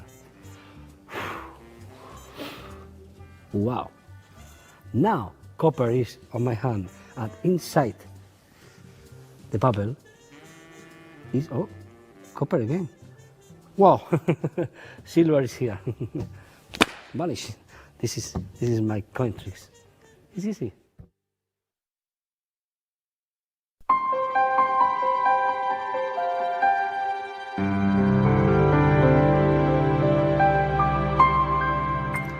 Hello, now I will explain this routine. I did this routine 15 years ago. Was in my repertoire, my professional tricks a lot of time, okay? For this routine, Vanessa, I use 3 coins. 1 copper coin, 1 silver coin, and a special copper silver coin, okay? And the first part of the trick, I use a very old trick, very nice, I never seen before. I read in the incredible book Bobo about coin magic, okay? And this routine is very nice. You start with the copper coin palm in the right hand, in the fingers, like this. And this is the copper silver and the regular silver coin in this way. Put the copper silver on top, and this is the set, okay? And you start, not start like this, of course, you put the hand like this, take off the coin, and say, Vanessa, hello, I have here a little treasure, a little precious treasure for you. There are 2 coins, and when I do that, the copper coin put in this area on the finger, okay? And the regular coin leave on the palm, okay? Like this, up, okay? What is this? 2 coins. Which name? What is the name? She say plata, silver. And in this moment, I did the Bobo Swiss coin. Is like this. You threw on the palm of the hand the coin like this 1 or 2 times, and the 3rd time, sweep the coin, leave the copper, okay, and still the silver in the finger palms of the right hand, okay? And in the same moment, the finger of this hand turn the coin, and now you have 2 copper coin, okay? This is the handling. I show you one more time very fast, okay? Boom. Plata, cover. It's very, I think it's one of the best change for coins. It's beautiful. And it's a big surprise for the spectator. Wow, 2 coins, different coins, and now show this coin for both sides. And again, repeat the movement, boom, to silver coin, and the 3rd phase, only close your finger, and you have a copper and silver coin. This is the tricky coin, this is the regular coin, and you have the other copper here. Now it's very beautiful because you do that, and then this coin is in correct palm finger position. Now only leave the plata coin, the silver coin, onto the other hand, palm this coin, and the spectator can examine the 2 regular coins, okay? Now, in my hand, there is the copper and silver, okay? I put my hand on the table near my body, here, and leave the double coin on the table, like this. I leave, boom. I see this is the silver side on the table, okay? And now I must change this silver coin for this silver coin. For do that, I use a very bold, tricky. I take the coin like this. I put it in the same side, the bird, not the face, okay? The same side. I did take with the finger and move and leave the tricky coin. But if you do the watch, it's very easy. You have the other coin here, okay? You change the coin. And now, I do that. I say to the spectator, put your hand on the spectator, nothing happened, and this moment, I put the coin into my lap in the coin. Only push like this, something like this, and if she moves, nothing happened, I say, watch. Now, before I did that, now I pretend show the coins for both sides. With my right hand, this is the real coin, I show like this coin, but with the left hand, I do nothing, only I did this movement, nothing. But if you do both movements at the same time, they see you are show the coin for both sides. The illusion is very powerful. Okay? And now I did this little trick. This trick introduced the plot of the transposition I need for the last phase of the routine. I put my hand, finta, one time nothing happened, cover with this hand, and nothing happened. At the third time, you cover, but this time when cross the finger, this coin is here, it don't move from here, okay? Nothing here, and then the magic happened. Boom. It's maybe a simple trick, I know, but works perfectly for audience. It's nice. Oh, try you. Now you have the tricky coin. The people touch the coin. This is important. Nothing happened, and you do again. But this trick for me is important because the mind of the spectator think, if I touch the coins are normal. No, we have the copper coin here. But this is the idea. Now, the situation is this: copper, silver, one silver coin into my lap, and I must steal this coin, put my hand, take the coin, and go to the pocket for take out a bubble, magical bubble, and leave the coin in my pocket where you are free, okay? Nothing, you can stand up, whatever, okay? Take the bubble, focus on the bubble, forget the coin in this moment. Wow! Big bubble. Okay, I'm floating inside here. But if I put, I put something inside, vanish. Why? Now the people know if you put one coin inside, will vanish. This is very incredible. Say one coin, Silver. It's indifferent, who would say. The regular coin will be the coin inside the bubble, okay? If she said silver, silver, I love silver.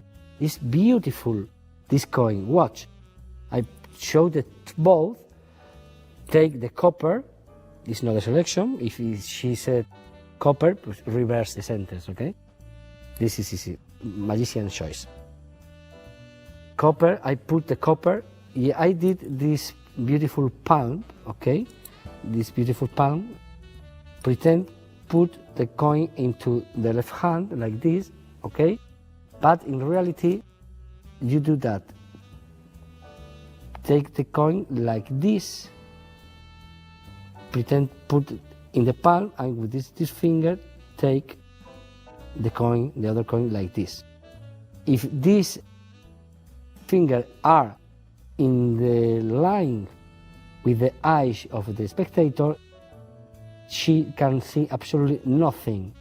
She can see the empty hand, only one coin in the tips of the fingers, and the coin, obviously, thing is in the other hand.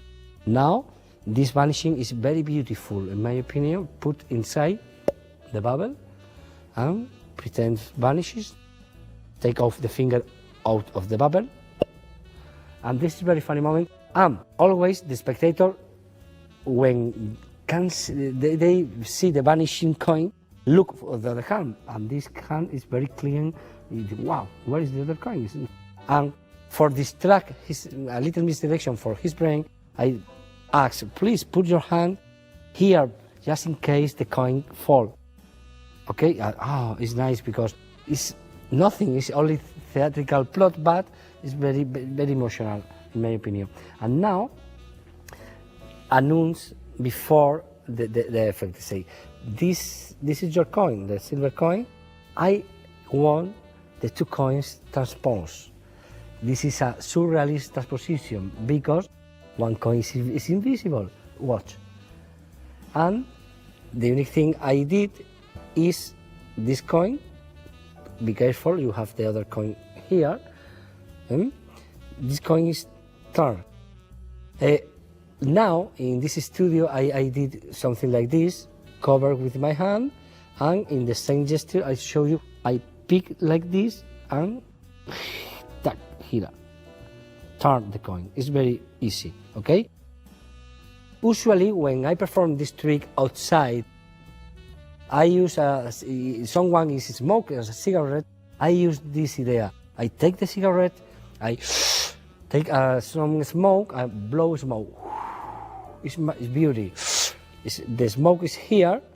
I did that. Boom, turn with my finger. She smiled because see the other coin. Put the coin on your hand, like this, on the fingers, like this. And now with this hand, go inside the bubble, take the other coin, and in the same moment, this coin will be again the copper coin. Leave in your hand, only turn this coin in the hand, and it's a double transposition again. Okay? And this is the finish of the trick.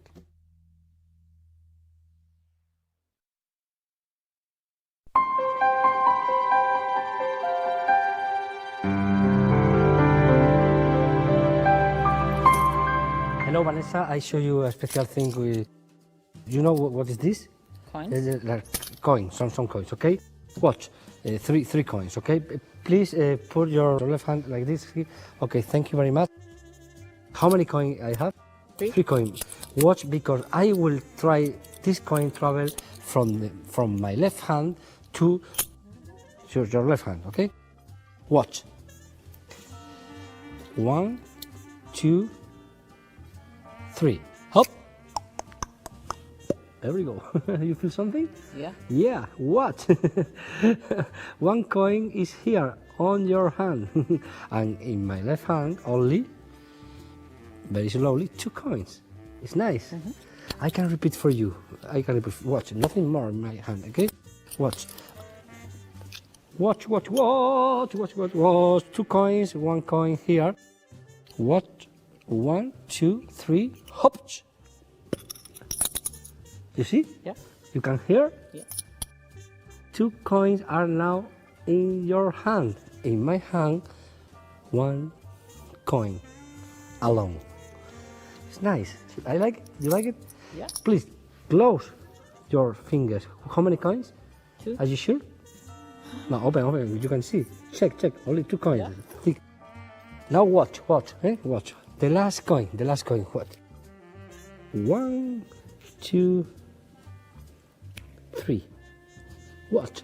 Open your hand. 1, 2. Watch. Watch time it is. Ha ha ha ha. Watch time it is. Ha ha ha ha. Watch time it is. Whoa! Wow.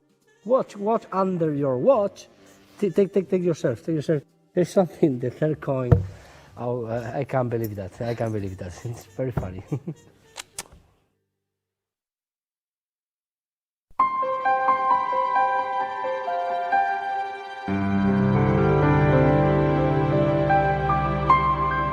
Hi guys, for this trick I use 4 coins, 4 regular coins, and 1 shell, okay? Before, yeah, I used 5 coins because I did the trick with 4 coins to the, but I think it's too long. Actually, only use 3 coins for the spectator. In reality, in fact, we have 4 and the shell, okay? The shell is one of the coin, cover the coin, and this coin are hide in your right hand into the palm, finger palm, okay? And you start like this. Hello, Vanessa, how are you? Do you know what's the word for this? Props? Coins. Coins. How many coins I have? To show the coin. 1, 2, 3 coins. She said, 3 coins. Okay. Now, please, can you extend your left hand like this? In this moment, now for the explanation, she has a, this is very sophisticated watch. It's not normal watch, okay? Because the normal people use a sphere watch, okay? But she is very sophisticated lady. Very nice watch, okay? And when she opened the hand, you take his arm from this area with the coin under the arm. I slice the coin under the watch. But this is very fast, and she can feel absolutely nothing because this area is not too much sensitive. And if you have the coin before a little in your hands, the coin are not cold, okay? Now the action is 3 coins, please put your hand like this, thank you very much. Put the coin in this way under the watch. She don't move in this movement, and now start this classic routine, the coin hand to hand, okay? For this, I put the coin with the shell in the bottom of the pile of the coins, and I show my empty hand, and when I show my left hand empty, I palm this first coin in classic palm, like this, boom, and leave the coin under the shell, and the other coin. Okay, this coin is a shell now, and the other here. Put the hand, take the hand of the spectator, and now close your finger, and the shell is on the coin like this, under the finger. Boom, the first coin travel, only 2 in the hand, okay? Show the 2 coins, nothing more. She's happy, the coin, I repeat. Show the empty hand, repeat exactly the same movement, second coin, put the hand like this, okay, perfecto. 1, 2, 3, boop. There is a little noise, they click the 2 coins together, the spectator have a great reaction, wow, in your hand. Finger by finger, open the hand, the 2 coins, and show only 1 coin. And now it's very interesting because she can touch the coin. How many coins? 2 coins, really 2 coins. In fact, close your hand. She's thinking in this moment, now it's impossible.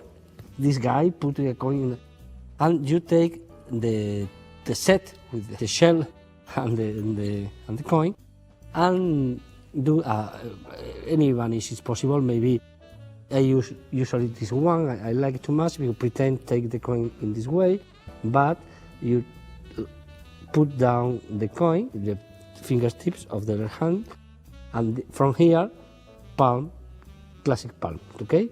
And this is very in the front is very natural action, something like this. Wow! And she said, it's impossible, open your finger, all focus is here. In this moment, you can leave the set in one pocket, maybe, or wait a minute. Nothing happens. She's happy, but nothing happens. Wow! I said no. Usually, it's necessary 1 minute more. 1 minute. You have time, and she look your time. Boom. She have a big surprise when see the coin under his watch. Okay. And that's all. Thank you.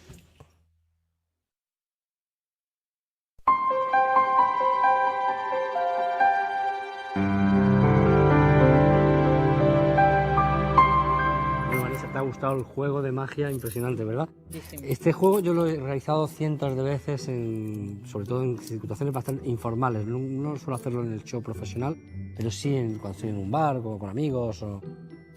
Funciona muy bien. Es importante, lo dije antes en la versión, que calentéis la moneda en la mano para que no pueda sentir el frío el espectador, pero la verdad es que nadie siente nada, ¿eh? Para colocarla en el reloj, un consejo es tocarle con las dos manos a la vez.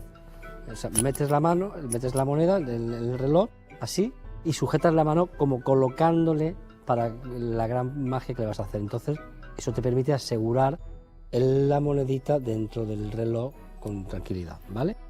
Entonces la sujetas así, le dices, quieta, vas tocando como preparando algo muy importante. Entonces la obligación es estar quieta.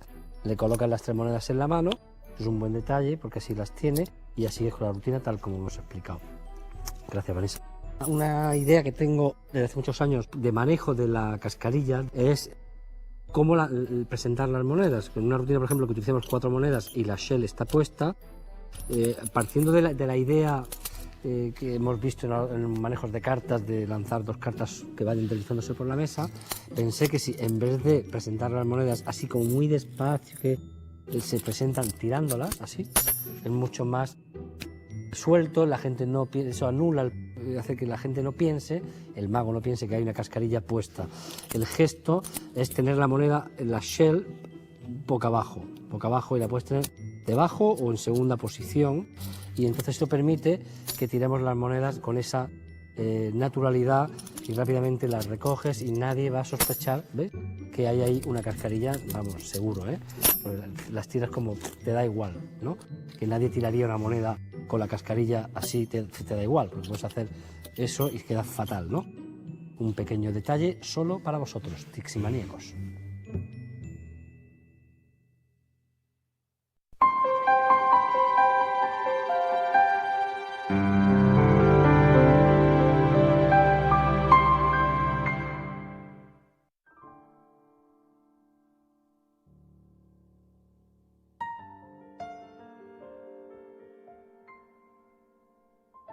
Hay un detalle casi privado que podemos compartir en esta nuestra cuarta conversación, que es el hecho de que los vasos en los cuales estamos tomando este vino son los vasos con los cuales has competido y ganado el primer lugar en la FISM del 2003. Estos han sido los vasos en los cuales se ha visto la omnipotencia de las damas. Y eso nos hace hablar de FISM. Bueno, tú tienes una relación muy cercana con la FISM, has sido desde invitado para jurado de Magia de Cerca y Close-Up, hasta potencial organizador, director artístico de una FISM que se realizaría en Granada, hasta concursante, conferencista, ganador, perdedor. Todo esto, ¿no? ¿Cuán importante crees que son los concursos para el desarrollo del arte de la magia?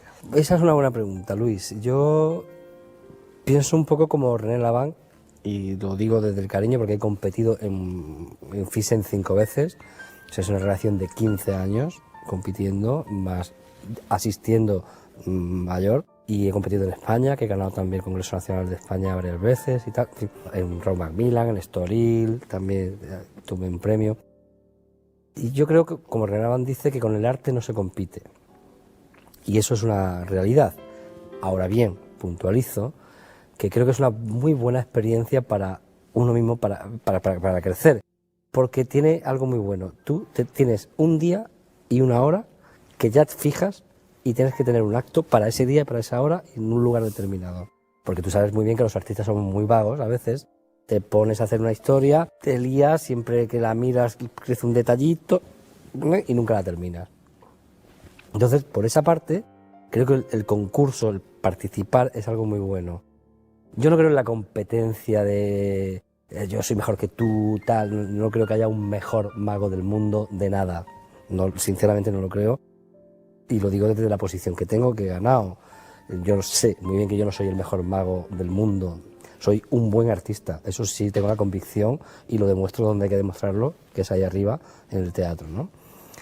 o abajo en el bar con la chica con la copa, también lo puedo demostrar, pero ya está. El concurso es una competición, yo compito contra mí mismo. Entonces, como ya tengo fecha y hora y tengo que estar en La Haya el día tal de julio y tal hora, y me quedan 4 meses o 5 o un año o 3, depende de la planificación que tengas, te pones a trabajar, llegas, lo haces, que luego ganas, que no ganas, es otro tema, pero ya has ganado con ir y hacerlo, porque esa experiencia se quedará para toda tu vida registrada y la experiencia te va a hacer crecer, te vas a dar cuenta también de qué funciona, de qué no, qué errores cometiste, qué aciertos hiciste. Por ahí me interesa mucho el tema de los concursos, pero solo por esto. ¿Y cuál ha sido tu primer concurso en FISM? ¿Ha sido en el En 1988. En La Haya? En La Haya, sí. ¿Qué ha pasado ahí en esa...? Nada, porque era muy joven y muy guapo y muy delgadito y sin canas y sin gafas, muy simpático. Y me dijeron que había quedado entre los 10 primeros y tal y cual, que puede ser verdad, yo no vi los números. Y yo salí muy contento, ¿no? Con ese acto que competí en La Haya, luego gané en España también en el concurso, allí no gané, ¿no? Quedé bien, sí conseguí que se hablara de mí. Sí hubo críticas que hablaban o bien o mal, pero hablaban de mí, ¿no? Eso es lo importante. Que está bien, por un punto, ¿no? O sea, era muy joven, yo tenía, pues en 88, tenía 20 años o 21 años, o sea que estás con la juventud, con todas las feromonas a tope y luego yo competí, ya te he dicho, 5 veces, la siguiente vez fue en Suiza, que eso es una historia curiosa, mira, no la he contado nunca, te la voy a contar a ti, aquí en secreto. Secreto total. Total. Competí, el siguiente congreso fue en Suiza, en Lausanne, y allí, en ese congreso, me descalificaron. O sea, yo hacía una rutina que era con gulets y tal, se me rompieron unos hilos que tenía, la historia y tal, llevaba unos repuestos, se me rompieron también, unos repuestos de los repuestos se me rompieron también, un caos, como tu último espectáculo, un caos, pero el tuyo en el buen sentido, el mío en el real, el caos total. Y nada, tuve que abandonar, que es una experiencia muy amarga. O sea, lloras un montón, dices, jolín, no sabes qué ha pasado, y hay que superar eso también, ¿no? Y es una experiencia que si sabes ver el lado bueno de lo negativo que nos pasa en la vida, en general, pues si aprendes, creces. La siguiente vez fue en Dresden, en Alemania, y allí me pasó otra cosa curiosa, porque creí que iba a ganar, porque todo el mundo me lo decía. Estarás contento, están a ver si es el primero o el segundo, tal, porque había quedado. Yo, la única pena es que actué a las 8 de la mañana, 8:30, o sea, fui el primero y pues siempre eso tiene otro ritmo y la gente estaba dormida y tal. Pero bueno, yo tenía la sensación que lo hice muy bien y no gané. O sea, es al revés, crees que vas a ganar y no te pasa. Entonces es otra experiencia también de que la vanidad se ataca un montón y te pones en la tierra y luego analicé qué había pasado. Y después pasó otra cosa. El siguiente mundial al que asistí fue Lisboa, que organizaste tú, estabas de director de la FISM, no verías el número porque estabas súper tareado en otras cosas, y en ese mundial me pasó lo contrario, o sea, ya fue un pequeño regalo, porque fallando absolutamente todo, gané el segundo premio mundial de cartomagia, que yo me lo tomé por el anterior, dije, vale, pues el anterior que yo sentí que me lo habían robado, ese, pues digo, pues mira, para mí. Ahí está. Y eso es una ironía, ¿no? Pero es verdad que el número estaba bien, parte hemos hecho en este DVD, que era parte del todo dorso, que es una rutina muy linda y potente, era más compleja, pero la realidad es que con los nervios en el camerino, yo salí con otra baraja que no era la que tenía, no tenía ni los ases, no estaba, no sé qué, y claro, pues de repente dije, no, esta no es mi baraja, ¿qué hago? Pero yo ya había vivido antes la humillación de abandonar, y yo dije, de aquí no me voy. Yo sé que no voy a ganar, pero no me voy. Y estuve improvisando durante 6 minutos para conectar con el final que tenía, que si era potente, improvisé. También ya, evidentemente, habían pasado 6 años más, yo estaba más sólido como artista, tenía más experiencia, había pasado por la televisión, todo esto te da lo que llamamos en España las tablas de estar en el escenario, y aguanté el tirón. No me esperaba que iba a ganar, pero gané. Y hubo muchos fallos que solucioné sobre la marcha. ¿Tú crees que el jurado se ha enterado de los fallos y ha premiado la capacidad de corregirlos? Mira, es una duda, esa es una duda que tengo. Yo creo que parte del jurado probablemente sí y parte del jurado seguro que no. Estoy seguro que no. Y si Pero pu- eso está muy bien, ¿eh? Es una virtud, el ver la capacidad de reacción. Se premió, seguro, pero yo creo que todo, si te cuento todo lo que pasó, es que no acerté ni una, vamos, que hasta la carta final, imagínate que era esta, el 8 de corazones, y salió una J de picas y tal, y yo vendí como que era el 8 de corazones, y todo el mundo vio el 8 de corazones, pero no era, o sea, no había acertado la carta. A ese nivel estoy hablando de fallo, ¿no? O sea, que en fin, gracias, Fisen, gracias. Pero bueno, yo creo que también fue justo, en mi opinión. Sinceramente, bromas aparte, estuvo bien. Y luego ya, en La Haya, que pasó otra cosa curiosa, porque ahí gané, que también bien, estaba muy tranquilo. Yo estaba relajando al resto de competidores en el camerino. No, tranquilo, ya verás, ya llevaba yo 4 Fisen detrás. Y salí muy relajado, muy tranquilo. Y hay una cosa que tampoco he contado nunca, la motivación por la que yo decido competir no era que tenía un número que era muy bueno, que tal y cual, que también, sino porque me di cuenta que en el año 2003, que es donde yo soy premiado, el congreso es en La Haya, el mismo Palacio de Congresos, el mismo evento, Thyssen, la misma fecha, la misma semana de julio, que 15 años atrás, en el año 88, yo había competido por primera vez. Y a mí lo que me motivó a apuntarme, que me apunté solo 3 meses antes, decidí voy y me admitieron, fue sentir en el mismo lugar mi evolución 15 años después, que había pasado. En una quedé bien, simpático, era muy joven, y en la otra pues gané. Por el hecho. Esto fue la motivación y creo que es una hermosa historia. Si tú pudieras reescribir parte de esa historia, ¿evitarías pasar por la humillación de que pasaste? No. ¿O estás de tal forma grato a esa humillación por todo lo que te ha traído a continuación que lo mantendrías exactamente Yo igual? lo mantendría todo. Primero, no creo que se pueda reescribir nada. Es una como ficción. Si me pides ese ejercicio, ahora mismo, desde la posición que tengo ahora mismo, sé que no haría bien rectificando eso, porque el aprendizaje se queda grabado en la memoria, en el cerebro, para toda tu vida y en el alma. O sea, eso no lo olvidas. Y es una lección buena, además, si sabes, como dije antes, ver el lado bueno. Si me lo preguntases cuando me pasó, por supuesto que te hubiese dicho, yo esto tenía que haberlo cambiado todo y tal. Pero creo que aprender de los errores, un error no es un fracaso, no es lo mismo. Un error es un error y un fracaso no es algo malo. Hay que distinguir entre fracaso y no éxito, que son un concepto que me enseñó el conde Rofferman, un mago español. Fracaso y el no éxito son dos cosas distintas. Yo tuve no éxito. Un fracaso es algo ya como muy humillante. No se trata de eso, porque yo había trabajado y lo hice bien y fue un accidente y ya está, no pasa nada. Hay que aprender. La lección, no llevo hilos jamás. O sea, nunca. Hay incompetencia, nunca. Ni se os ocurra. Chicos, que os vais a presentar a la Thyssen, no hilos. Eso me lleva a anticipa parte de la respuesta a la pregunta que te quiero hacer, que es, imagina que hay una o más personas que están ahora mismo pensando que persiguen el sueño de competir a FISM, porque tienen una idea en que creen muchísimo, o porque es un sueño de hace muchos años, o porque ¿Qué quieren? se les apetece a partir de... Bueno, creo que presentarme a FISM.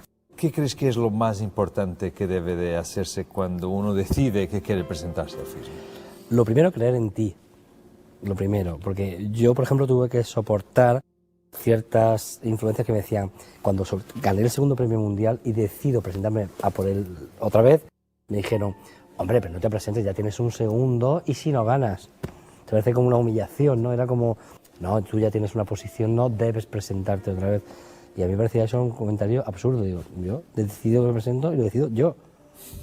Y me da igual lo que opine el resto. Sí agradezco que me digan, tu número es una mierda. Eso sí lo agradezco, si lo es de verdad. Pero por envidia no. Pero si lo es de verdad, sí, lo agradezco. Y si lo puedo detectar antes de hacer el ridículo, gracias. Pero eso es otro tema distinto. Pero la gente, yo animo a todos los chavales que quieran o que presentarse, que crean en ellos mismos, sobre todas las cosas, trabaja. Lo que no está bien es decir, voy a presentarme y hago el número en un mes. No, esto es fruto del trabajo. Las cosas, no hay, como dice otra vez el maestro René Laván, no creen las historias de artistas flojos. No existe alguien que sea vago, no puede nunca conseguir nada, salvo por casualidad, que a lo mejor también puede pasar, ¿no? Pero no va a estar nunca más trabajando. El secreto, trabajar, creer en ti, cooperar con otros artistas, no creerte que eres el ombligo del mundo, que tú lo sabes todo y que... No, yo mi número, por ejemplo, antes de presentarlo, lo testeé durante un año entero, que no, yo lo estaba haciendo para mí, el número, ¿eh? Y 3 meses antes, como te he dicho, decidí concursar, pero hasta ese punto yo lo testé con muchos colegas. Y me decían comentarios que he usado evidentemente y que mejoraron el número sensiblemente. Eso es absolutamente necesario.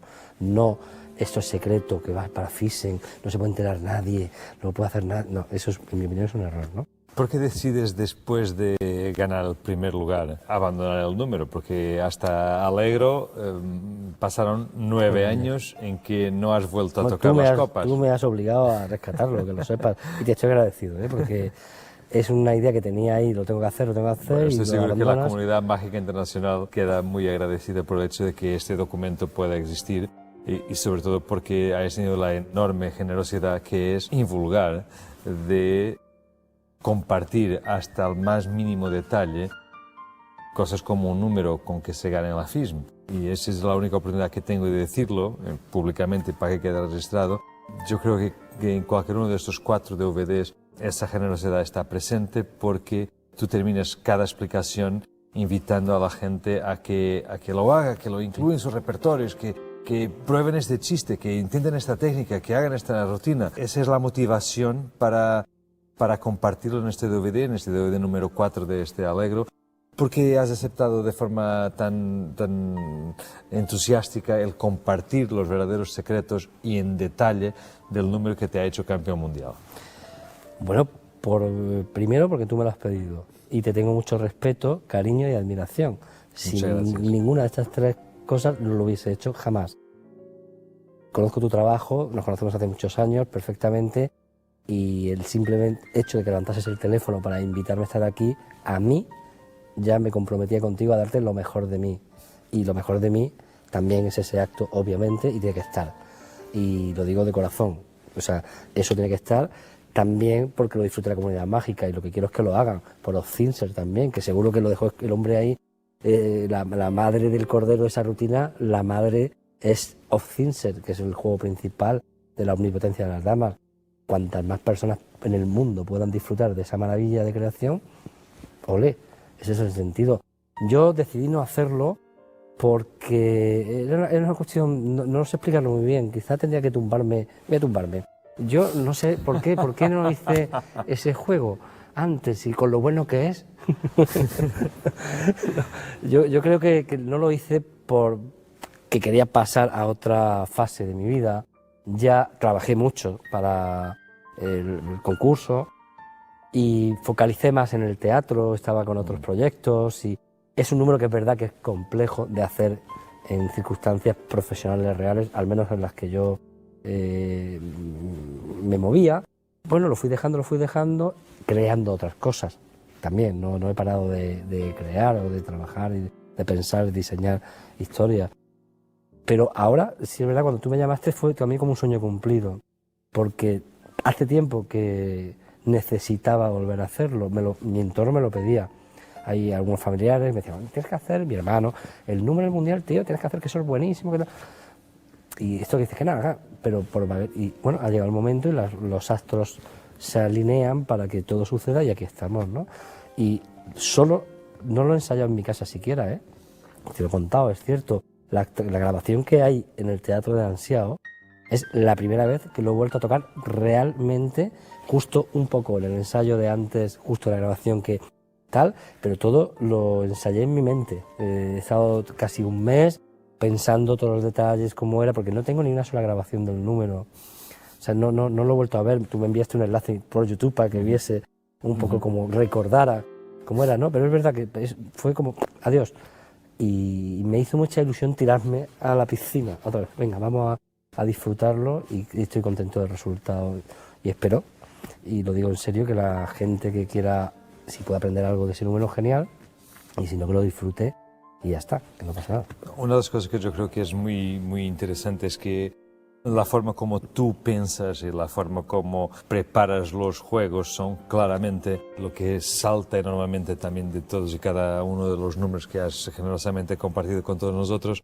Es ese lado profesional. Y es curioso que en esta conversación que dedicamos al tema FISM y a tu relación con la FISM, que digamos que aunque tú hayas llegado a Gran Premio Mundial de la FISM, que fundamentalmente tú te ves como un profesional de carretera, o sea, Sí, claro. de gira, de teatro, de tablas, de todos los entornos. ¿Dónde te gusta más hacer magia? En el ¿En la teatro. FISM, en el teatro o en Te lo todos digo los ya, sitios? en el teatro. En el teatro. Donde más disfruto es en el teatro, que es el sitio natural para crear cualquier ficción, la que sea. La mágica, por supuesto. La gente paga una entradita, está cómodamente sentada, predispuesta a que le cuentes lo que quieras.